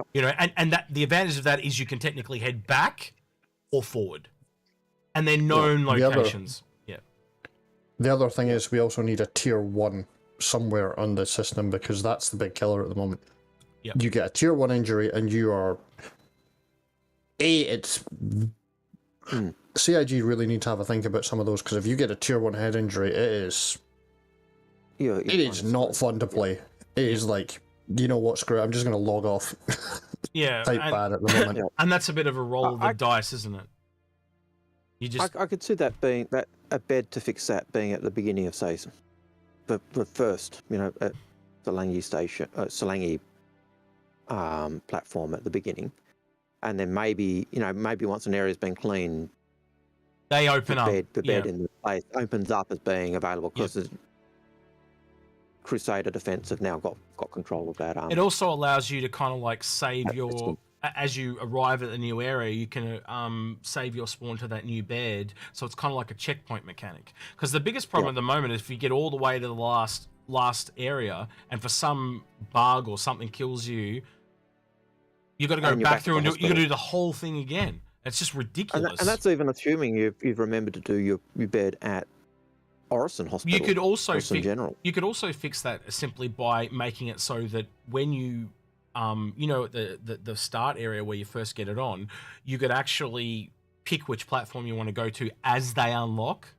So, you could have some kind of error thing that says, error, you can't go there, it's been hacked. But as you get the next area, you can just, it gives you that catch-up mechanic. Yep. And which would make it more soloable as well, because it wouldn't matter if he died. Yeah, you could actually go back to where it was up to, or you join late, you could actually get up to where the gameplay was, rather than running through and not, you know. So yeah, I could see advantages of that. I could also see disadvantages. It seems to value more of a speed runner, but it certainly would aid group gameplay, and being able to link up with friends a lot quicker, and I think trying to get that balance between playable and fun and realism and all the rest of it is the key. And that part of it, I think that's part of the iterative process of running these events multiple times, isn't it? They hone them in and they tune them in. Yeah. Yep. To answer Shadow Girl's question, yeah, you generally don't get tier 1 injuries very often. The problem is, if you go onto an empty server, as I was lucky enough to do a couple of times, it makes Siege of Orison really fun when the AI is actually on point and it's actually really challenging, but problem is you start to run into the old bunker problem of they suddenly become SEAL Team 6 and it's tap, tap, tap, 3 shots, all in the head, and congratulations, you've now got a tier 1 head injury and you can't actually do anything. Yeah. It really sucks. Next question. Next question. Space Elves win. Space whales? Did you say that was your accent? Elves. Space what? Space elves. Oh, space elves. Christmas? I don't know. Yeah. The Xi'an, I think the Xi'an, because they've a long-lived, like the Emperor of the Xi'an was alive, I think. I'm gonna be honest. Isn't it a a split between the Banu and the Xi'an? Because you kind of got the old wiseness of the Xi'an, but then you got the height and the elegance of the Banu. So it's kind of a bit of a visual one way and the theme the other. Banu as being elegant. Really? I think I don't know. Maybe we haven't seen them moving yet, but my visual of them is, you know, the things from Camino in Star Wars. That's how I've always kind of visualized them. They kind of move with a big, you know, the elongated arms and stuff. Yep. So I see the Banu as being more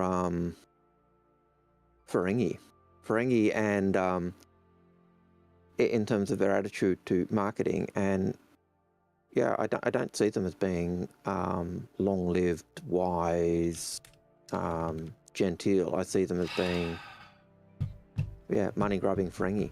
I don't like who love sport. I don't like to do this, but I have. So, I'm gonna be honest, I just don't see it because Space Elves are such a contentious and copyrighted thing. I think it would just cause CIG too many issues, so they're just gonna skip the Space Elf trope, honestly. Yeah, if I'd logged into Twitch as you Inforunners, I'd have done the same, I think. Yeah. If you're doing what I think you're doing. Yeah, I just did. I just had enough of that. Sorry, but that's just not behaviour I can support. I'm sure. Sandgroper's many question. Of our viewers had actually said, "Can we do it?" Or it had been suggested that, hey, maybe you could, because it's annoying and obnoxious and horrible. So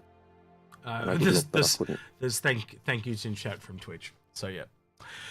We tried to be accommodating as possible, but that just went too far. And this is the last comment I'm going to say. This has been going on for months. So he pushed Algared, and then Algared told me about him, and then I tried to talk to him, and then we tried to approach it on stream last week, and it's just gone on and on. So hopefully we'll put that to bed now. It's not as if we've avoided the question, and the question has come back every week, and it's just, you know, to see comments that we fear the questions. I have a mental illness myself. To avoid cussing. So I have a mental illness myself, and I can tell that person clearly has a similar thing. And so I tend to let people go way further when I know they've got that type of thing. But that had very much gone way over the line. So apologies to anyone that doesn't understand what's going on, but it's the person that was asking questions before that we've answered many, many times. So I'm going to put it to bed now, and I don't like doing that. First time we've ever had to do that on a YouTube stream or on a Twitch stream. So it's something we've always tried to avoid that. I'm sure it won't be the last I hear of it, though. I'll hear about it on another stream or something else. Oh, no doubt. So yeah. Well, I think. But the fact that you've only had to do it to one person, and you've been streaming for how many months? Yeah. It's not like you're like there's the big creators very that first, ban people like every 30 seconds on a live stream. the very first Inforunners episode was the 23rd of March 2017, I do believe. So, yeah, and that's the first time we've ever had to ban someone completely and utterly. Yeah, it was. I think there was like 1 or 2 people on Discord, and they were like most of the ones that we've had to ban on there are like bots and spammers and stuff like that. But there was one guy we had to ban because he just kept harassing the crap out of us. Anyway, I feel sorry for them because I have a yeah. Anyway, move on. Sangrover's question: with all these FPS missions, will we be able to collect dead AI and render them down to an organic paste and sell that? I'm gonna have a quick answer to that on mine. Is no. Green. I want the Michael Jordan meme. Get some help. No, it's just I know Sangrover. Well, yeah. Some people may say that the Hurstons do that type of stuff with their workers. I think that's a fallacy. Feed them back to their own workers. Yeah, that sounds about right.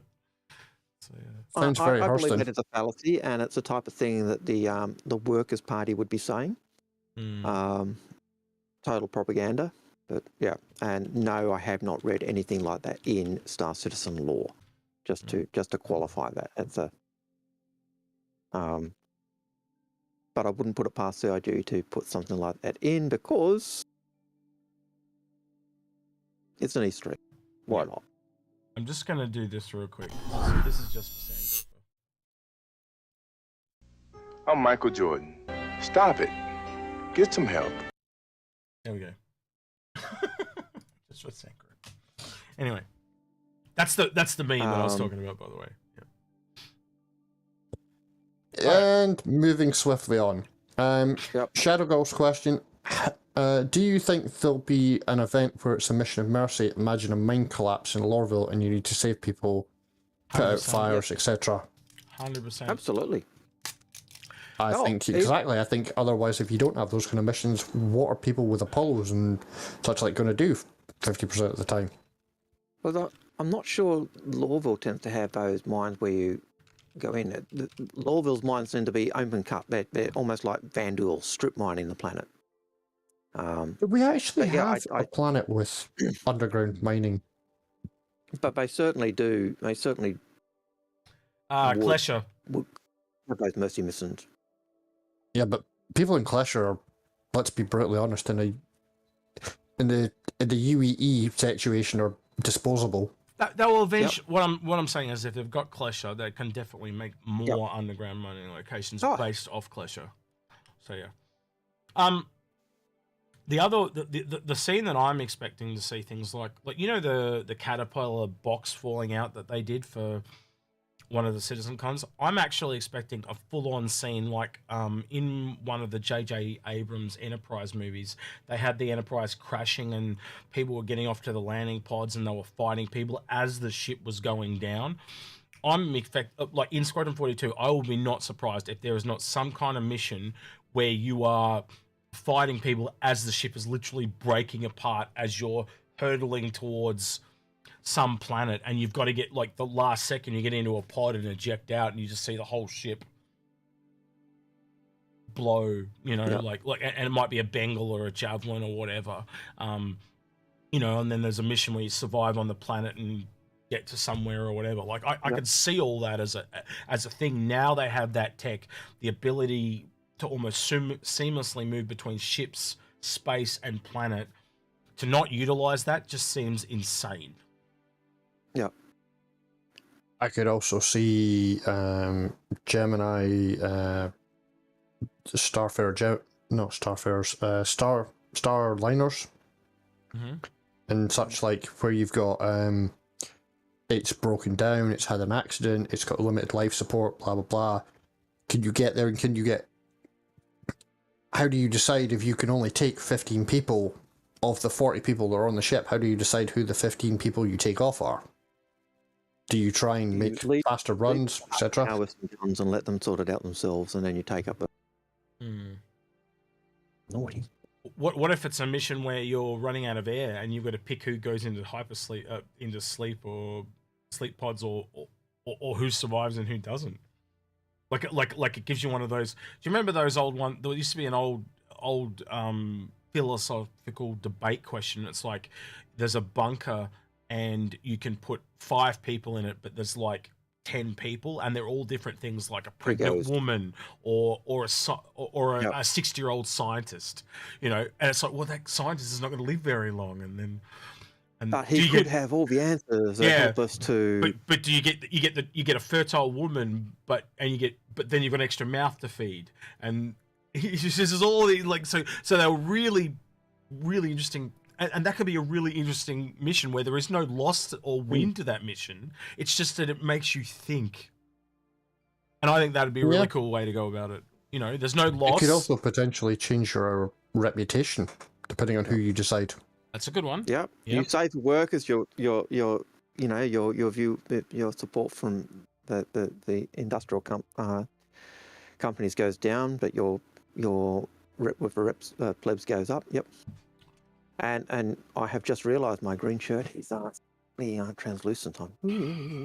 Someone's turned up for Pats, and he's being very insistent. He was sitting on my mouse. So, anyway. Next question. How many questions we got left, by the way? Before we go on to the next question, Phase Kitten, I'll look at those messages you sent me about your fleet once we're done, because I just can't do both. So just put that reminder. Put that reminder out too. If you're looking for a Fix My Fleet, Algared and I are looking for a couple to pre-record for IAE. So yeah, reach out to Algared if you're interested, and he'll help you out. Yep, and I will have a look at it as soon as I have had a quick look at your messages, but just trying to do YouTube chat, Twitch chat, streamer chat, and streamer questions is a bit difficult. He's now trying to rub his face on the monitor. Stop that. Anyway, I thought it was face on the monitor, but okay. Right. Well, I'm going to try and speed these up a little bit. Please, how many we got left? Just out of curiosity. Almost a page. So I'm going to try and go quicker. Do you think we'll see fauna bait? Fauna that we can use as bait to catch animals? Yes. It'd be like, fishing will be a thing. If they don't put fishing in this game, I'll be mind blown. All right, next one. Yep. Will CIG ever stop selling ships?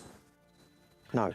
No, because they'll just bring out like 1 a quarter that you can buy in advance, and you basically get 6 months early access to that ship. That's what I'm expecting, because that's kind of what they've got right now. You buy a rock when you brought the rock. 6 months later, it was available in game. Does Old Man have? The only way you get. Does Old Man Hurston have any more Evercrack? Forever crack, yeah. I don't deal in hallucinatory drugs, medicines. That's what my scene. I'm sure he does. Talk to Paulie. Any ideas about the practical use of escape pods with regen being a thing? I think they will be a thing because we've got limited numbers of regens. Yeah. Really quick question there from Hellcat, who asks, I have a BMM to Carrack CCU from back in the day. Should I apply it now or wait to the AIE? You can apply it whenever you want. So even if one ship goes above the price of the other, it actually kind of makes it a backward CCU. So the way you want to look at it is whenever you're buying a CCU chain, you are locking in that current price, but you do give yourself flexibility to melt one link and change it later. So you always want to try and keep that chain linked, because then you can move the links. You get best of both worlds. You're giving yourself the ability to get that ship regardless of whether it goes higher or got that CCU. So yeah, you can always take that chain and change it to a different target later date should you decide you want to. So just to give you a BMM with $700 and you wanted a Polaris. So just to give you a quick example, Hellcat, I had a very rare CCU from an Andromeda. Oh no, what's the science one? God damn it, I'm having a brain fart. Aquila. I had an Aquila to a Caterpillar Drake Pirate. So rare as hen teeth CCU, because like getting a CCU to the Drake Pirate Caterpillar is rare. But at the time, it was $15 in the opposite direction. Someone desperately wanted it, and they brought it off me for $125, and it went in the opposite direction because it was the only way they could get an LTI Pirate Caterpillar. So yeah. Anyway, that just shows you how valuable they can be. All right, sorry, Algared, you were going to say? And yes, I say, Chris Roberts bobblehead would be a nice $500 million reward. That would be another one. Oh yeah, for the dashboards. That would be awesome. Yeah, because we do, and we do have bobbleheads in game already. Yep. So. Everyone, I can Do just you see think everyone they'll like ever add a digging. dragon creature? Yeah, we finally got to that point in the show, guys. So if you're wondering where we are in questions, that's where we're at. Yeah. Do you ever think they'll add a dragon-like creature? Yeah. I just think it won't be a dragon. I think it will be a magma lizard. I don't know. They will. What do you call There'll it? be something. Tip of the hat, but they won't like that. That's a space crab, but that's not like any space crab I've ever seen before. Alistair known as the Whippet. Yep. Suggestion for the $400 million item was something that moves or lights up, like a lamp or fish in a fishbowl. A lamp would be another. That's a tip Although of the hat I think we've as got well. a lamp. We do have the lamp. We do have a lamp in game, but in as a hanger thing. But yes, maybe one that flashes and goes really bright. Execute. Party streamers or something like that. Yep. What is the crab in the background? That is the whippet crab. Boy, you got to stop.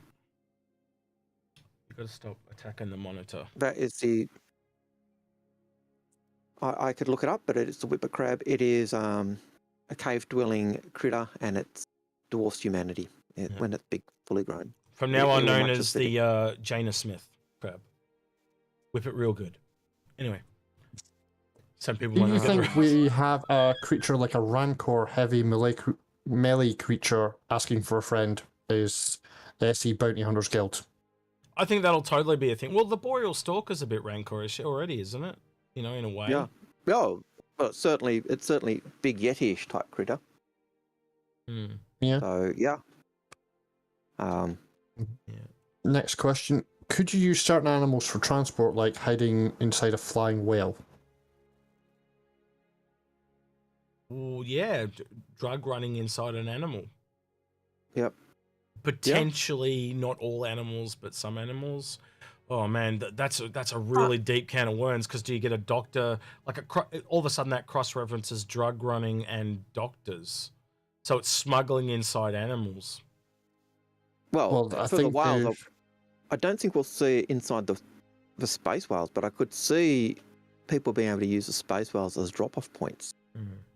Put the item on the whale, you fly away, other ship comes and lands and picks it up. So I see that more because I don't see CIG wanting to He's growling at me. to do the animations and such for the inside of the whale. Yep. And they have talked about doing stuff on the outside of the whale, so I could see them do 100%. Sorry, Hellcat's question from Twitch. Do you think CIG will support whatever new versions of DLSS will be out when Squadron 42 is ready? Yes. That's a no-brainer. They're going to support whatever technology is available. AMD has a version of their own DLSS type stuff. It's a no-brainer. It's just whatever's there at the time. So yeah. Yeah, it'll be one of the last things done. It'll just be updated to whatever's supported at the time.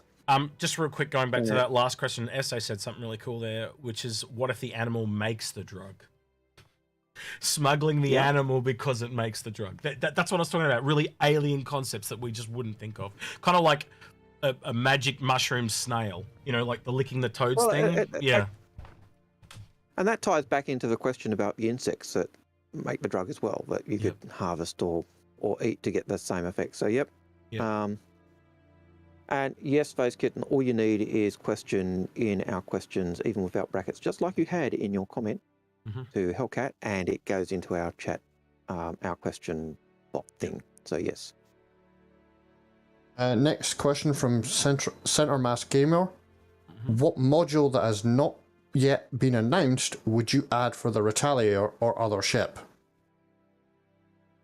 If we're going to go Retaliator, I think Algared and I would agree on the bombing one. Yeah, the particular bomber. Yeah, like the A2 bomb, because it was originally promised to have drop bombs like that back in the day, and it's not there at the moment. And it would be cool to kind of see enough. Well, I think it's a given eventually. The only other bomber we've heard of rumored is the Star Bomber. So that gives you a fighter-sized one, that gives you a retaliator-sized one, and then it gives you an A2-sized one. The other bomber which we do have Gladiator? is actually the Gladiator, which was also, even though it's a torpedo boat, was also used in lore as a ground bomber. So yeah, so that literally gives you, you know, well, technically Gladiator's a fighter. Yeah. So the only one we're really kind of missing then, actually no, that's small, medium, and large. Because you've got your A2. So yeah. Maybe that's why they dropped the Star Bomb and we've just not seen it, because they figured they already had those slots filled, so it's not really a necessity. But we'll see. We'll see. All right, next question. Rob Garcia, will we get more military-focused carrier this year, or should I just buy a Kraken and settle? I'm going to let Algared take first crack at that. That's my answer. So we've actually theorized this a lot, like especially SA Badgers and me when we did a lot of those what will it take stuff. And one of the things we kind of realized with the Idris is because it can land and it's got such a big landing bay, if you fill that full of vehicles, I think we worked out with something like 22 ballista Spartan-sized, you know, large vehicles could fit in that. So that literally makes it kind of really good for land. Like planetary stuff, right? Where because of the sheer number of ships on the Kraken, it's more ship-based stuff, right? So my response to you would be, are you more ship-based type of person or a more vehicle-based type of person? And then I would pick based on those two. And then the last thing I'd say is there's obviously more coming down the line. Do I think that they will be as support-focused as those two? Probably not. Right, you're probably going to move more into something more like, so the Javelin but smaller. So you know, and every ship at that size has to have some kind of hangar for resupply or at least docking for resupply. But I do think we will eventually see attack ships that just don't have any flight crew at all. And what I mean by that is, like, if you look at the you know, the Idris has the 3 ships in it and the Kraken has the landing pads on it, it'd be more likely just one for resupply, akin to the Javelin. So at the end of the day, you can look through what your interests are. As in regards to carrier stuff, we do know the Pegasus. But Paul told me they've actually wrote that out of law. Like, it doesn't exist anymore. They removed it. Right, so that would answer that question. That used to be an RSI one, and I remember when they redid the RSI, I raised that question: what's happened to the Pegasus? Was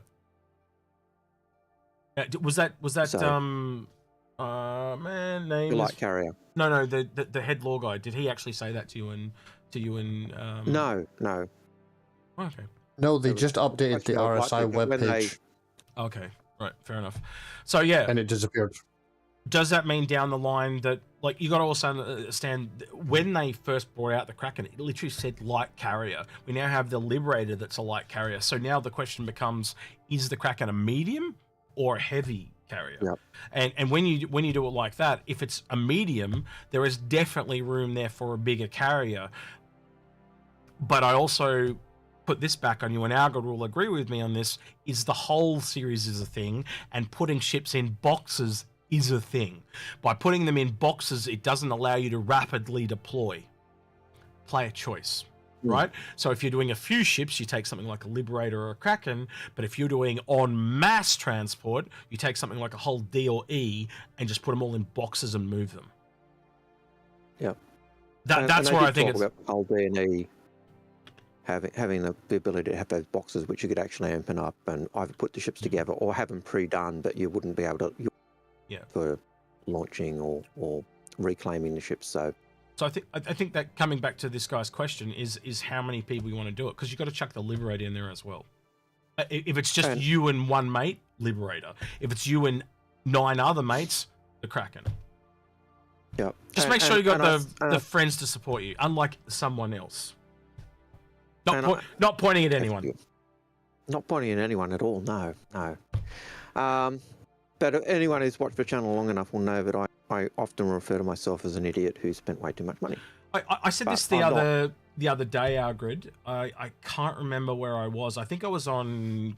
I think it was Space Tomato and Paul, and I said the interesting thing between me and you is we both come at this from the mistakes that we've made and learned along the way. But I've come at it from the poor up, and you've come at it from way too much money to. And like, and I look at it at times, and I say many who's, and I suppose that's true, but I don't have regrets, because most of my approach to buying ships was I'm supporting the game. It wasn't. Initially, it wasn't I'm getting a leg up. If I get a leg up in the game, that's a bonus. But the key thing for me was I'm supporting the game. So, and development. And I can remember there were times when he who should not be named, alias known as Derek Smart, would make comments, and that would almost make me go, oh, there's a new ship. Yep.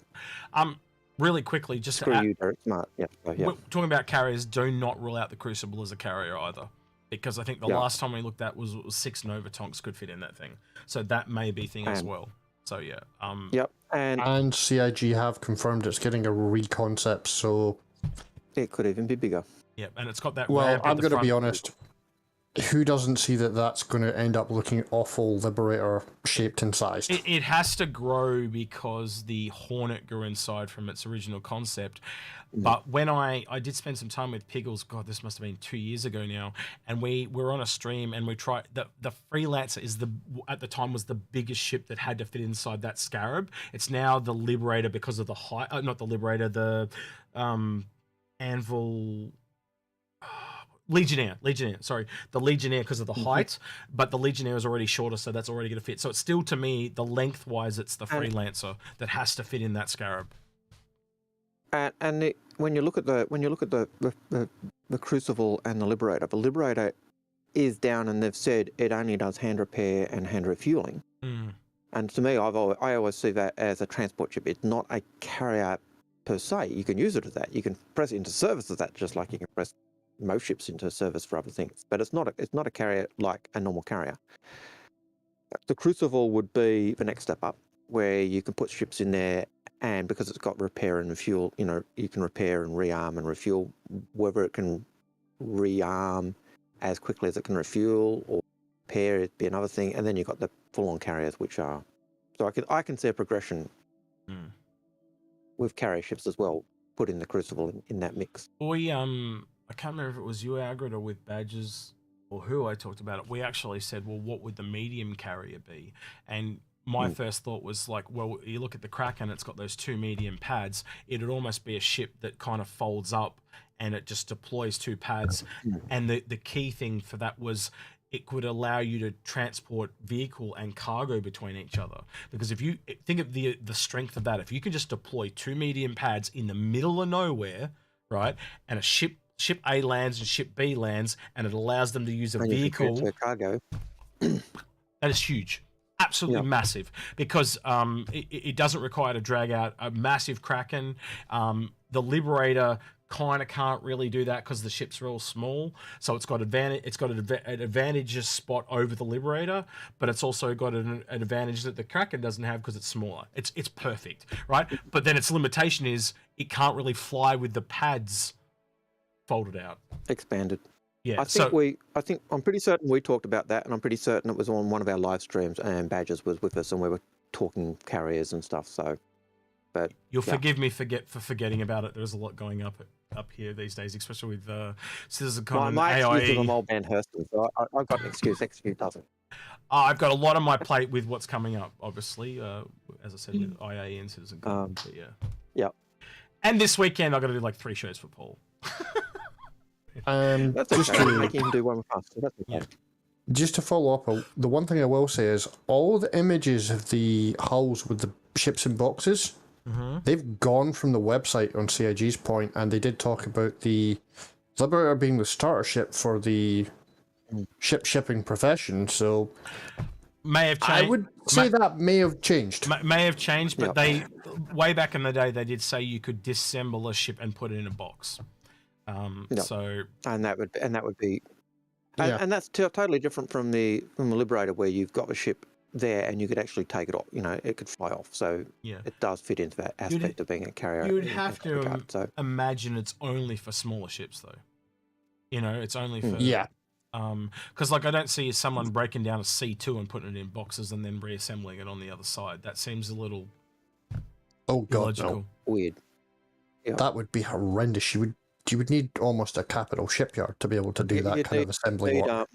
You'd need multiple boxes as well. So the other way to look at it too is they did say you could hire NPCs to transport your ships for you, so that's still a thing. And I do kind of go, where is the tipping point? And I would probably say it is medium pads would be the largest I would go to, and so just that's like cutlasses, and I think the largest medium is a mole, so that's still pretty big. Right, but everything after that, the first largest ship after the mole is the Apollo. So it would mean everything from an Apollo up can't be transferred without its own assistance. And we don't know exactly how they're going to go. Whether any of those things that they've said in the past are all on the line, or whether some are going to die or some, because that's CIG looking at how they think. Now, when we talk, the further we go back and say this is what we want to do, that's really what they think they want to do and what they'd like to go. But as the game develops, game development changes the way you either think you could do it, you realise I can't, or B, I can do it in another way, or so there's lots of options and things that could happen as the game evolves. So I don't think the shipping profession was even a thing until the Liberator was launched. So SA says in chat, and SA's a military guy, he goes, fighters are shipped, larger with more range are flown. That's it in a nutshell. It is a range problem. Because you can just put NPCs in it or people to transport them. But when you got the smaller ships, they can't make the range. It's that simple. Carrier-borne ships. They're the ones that need the transport. Yeah. So I realistically think we may see another one that's based around medium pads, but I don't think it'll go much larger. And at the moment, with the Kraken and the Liberator, we could get away with just those two and it would work. Do I think we could use another? Absolutely. Is it essential? No. Right, next question. Thoughts on horror missions with hostile animals / organisms? I can see it. I think that's going to be salvaging. They actually kind of talked about that with the Reclaimer as well. They talked about like going on and like zombie life forms and stuff like that, and diseases and stuff like that. So horror is very much a part of some of the things they've certainly talked about that. Yep. Yeah. And with Halloween coming up, you know Paul is going to go back into the lore and actually look at some of the horror and things. One of my favourite horror stories is Whispers in the Dark. It's one of the early stories that came out. Go read it. It's a great story. The unknown things happening on. At the very least, we've got horror movies in law. You know the helmets. We've even got a helmet. This is from a film set type. What's the? Prop. We've got the one with the gas mask. We've got the one with the eyes that hang out the sockets. Yep. So there's a few different ones. So I think the gas mask one is the. And we've also got the scarecrow. The Scarecrow mask as well. That's the one I'm talking about. The gas mask. Yeah. So the Scarecrow, which is nasty, scary, horrible beast, and we've got the bug growing out of our head. Just looking at some of the chats that some SA and someone's talking about lore and something that came and said Paul or I wouldn't know, and I'm just trying to work out the context of what that was. They will at Inforunners in a minute, and I'll read it, or you can put in the questions. All right, next question. Ken, you there? Nope, he's falling asleep. Yep. It's Occupational Observers asked, how would that develop if you missed a jump whilst the ship was breaking up? Or would you just go into EVA and hope that you were not caught by the explosion?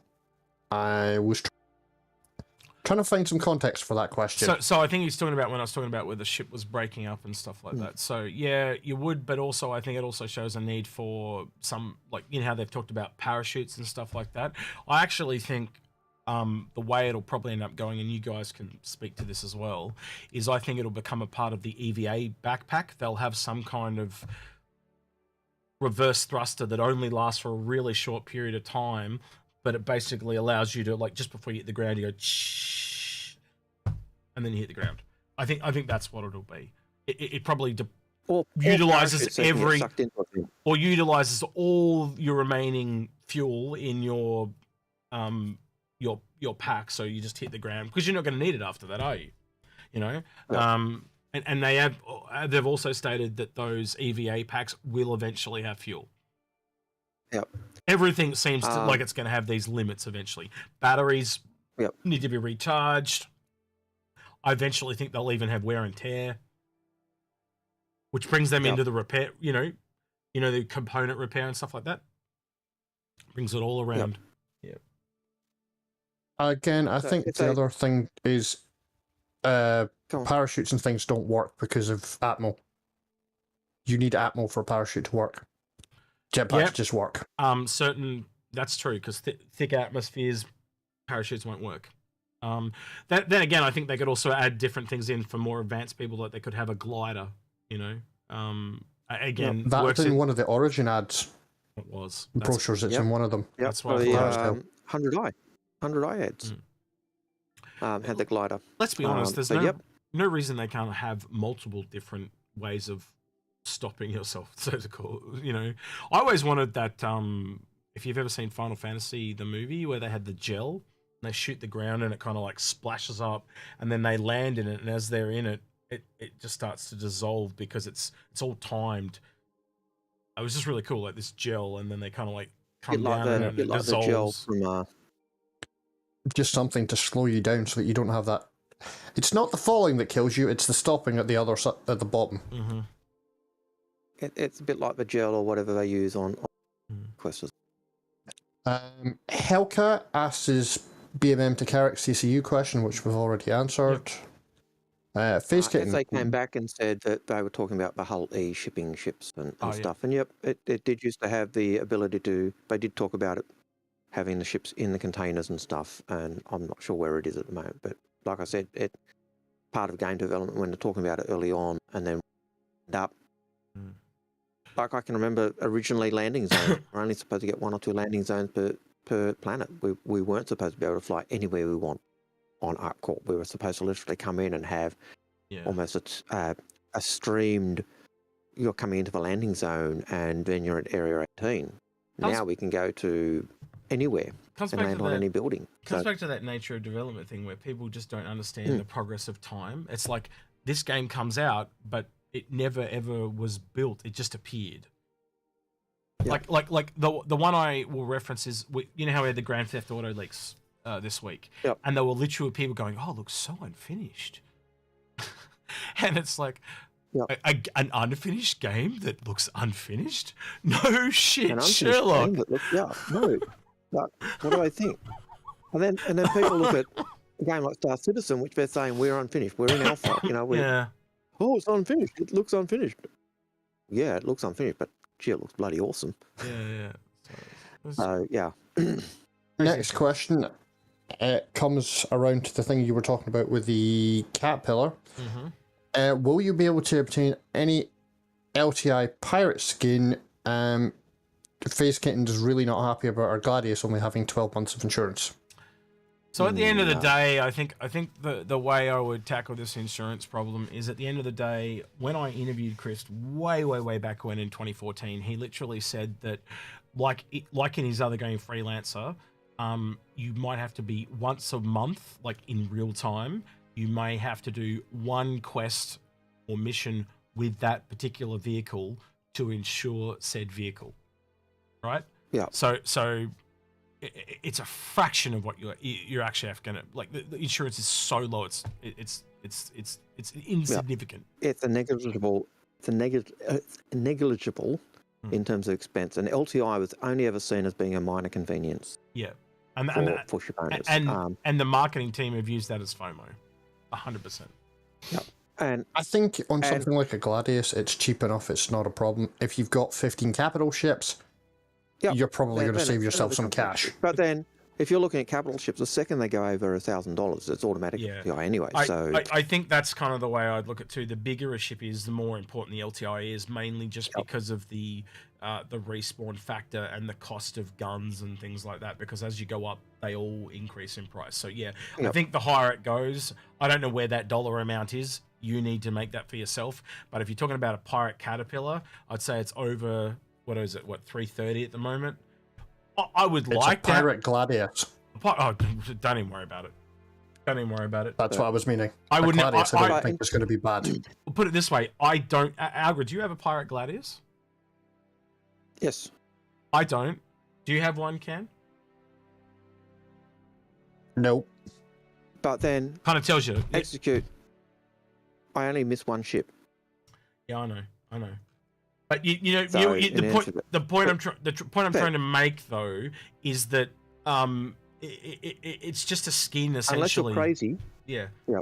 It is just a skin. If you really want it, this is what I do: get an LTI Gladius and wait for it to go in game, and then get the skin through rep grind. That's another way to look at it. So yeah. Yep. But for me, if you want the skin right now, just live with it.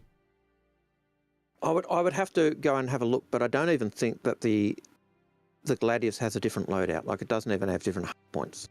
Every hard point that's on it is the same, and you can just change the hard points to make it. It's a bit like the Hornet, the Heartseeker Hornet. You can actually create that Heartseeker Hornet, or the Hornet with the size 5 mount. You can actually create that Hornet in game. Every component that you need to make that Hornet is in game. The only thing you don't get is skin. Yeah. And it's a $20 or $30 difference in the ship. It's not essentially you're paying for the ship with a skin on top of it that you can't change. Because the hard points are the same, you can recreate that ship in game. So you don't need to get the if the hard points are different story. But when the hard points are exactly the same, you're paying a premium for the skin. Next question. How many have you got left? I'm gonna. About 6. I'm gonna cut it off. 5 or 6. I'm gonna cut it off at this section though. So the one by Hellcat, we're not doing that one because they came after the cutoff. Just so you know, we should have wrapped up 40 minutes ago. So okay. Yeah. Real question: will CIG release cats or dogs first? Can you interpret any meaning from one choice over the other? Dogs, because they're more popular. Dogs, because their first dog was actually one of their pets and it died. So it'll be a throwback to their dog. That was the dog was actually that dog was in the Kickstarter video, wasn't it? Yeah. Yeah. I also agree on dog because the other thing is you can also use a dog for defense, etc., etc. Yeah, true. Searching and looking at. All right, next question. Speaking of the tally, should I CCU the gold Gladius and gold referral bonus to a tally base? Was Hellcat's question. I think the retaliator base, and Algared will probably agree with me on this, is really underrated for its price. It is. Yeah. If you want smuggling and combat and cargo, you get all that for it.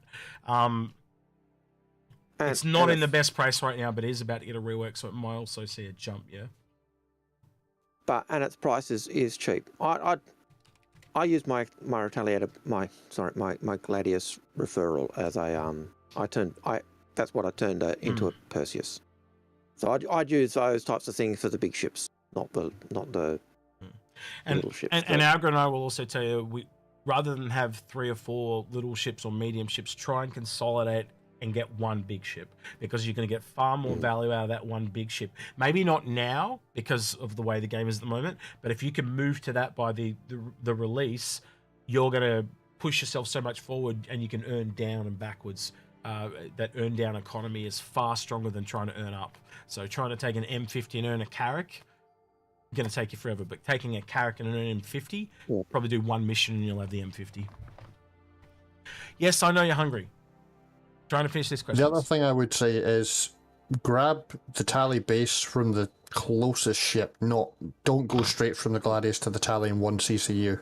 Yeah, and it'll also give you an opportunity to test out a few ships as well. You might be able to go to, say, the Vulture and try out the Vulture for salvage as an example. And that's certainly the big thing we always say is when you're looking at CCU, if you're just wanting to one-step CCU, you do that. But if you're wanting to get the most savings out of your ships, you look at the ship that you want to go to and you get the closest CCU to it, and that's the first thing you do, and that guarantees that locks in your price at that point. That's the value that ship's going to be, and then from there you start going CCUs downwards, and you may be able to get heaps of saving. Now that's the war bond. If you don't want to put more money in, but you've got credits, you can either use a pack to start off and move there and use that pack to help you get a discount, and then just CCU with credits. I was just going to say, Algared, you've also got the credits, AIE around the corner, and there will more than likely be some discount war bond CCUs to help him out with that as well. Yep. But there'll be war bonds. So, it depends on how you're doing your CCUs, but there are ways you can do it, even if you're just using credits. Yeah. Well, by the sounds of things, he doesn't have very many ships, so I think it's going to be cash. Which regardless. is a bonus to him. Yeah, very much a bonus. Next question. If you could get hangar boxes for the hull series, you could build your own transport ship. That's a cool idea. Is this official or theory crafting from the community? Say that again. If you could get hangar boxes for the hull series, basically, if you could take a hull D and take the spindles and put hangars on the spindles. Yeah. So no, it's not hangars, but they originally said you could put ships in boxes, but as Can alluded to, it looks like they might have changed their mind on that. But that was original way back when. Yep. And the original idea was that they did talk about having almost temporary hangars, so you could actually open up the box. You'd have your ship there. It's ready to go. They actually said they actually said you had to Yep.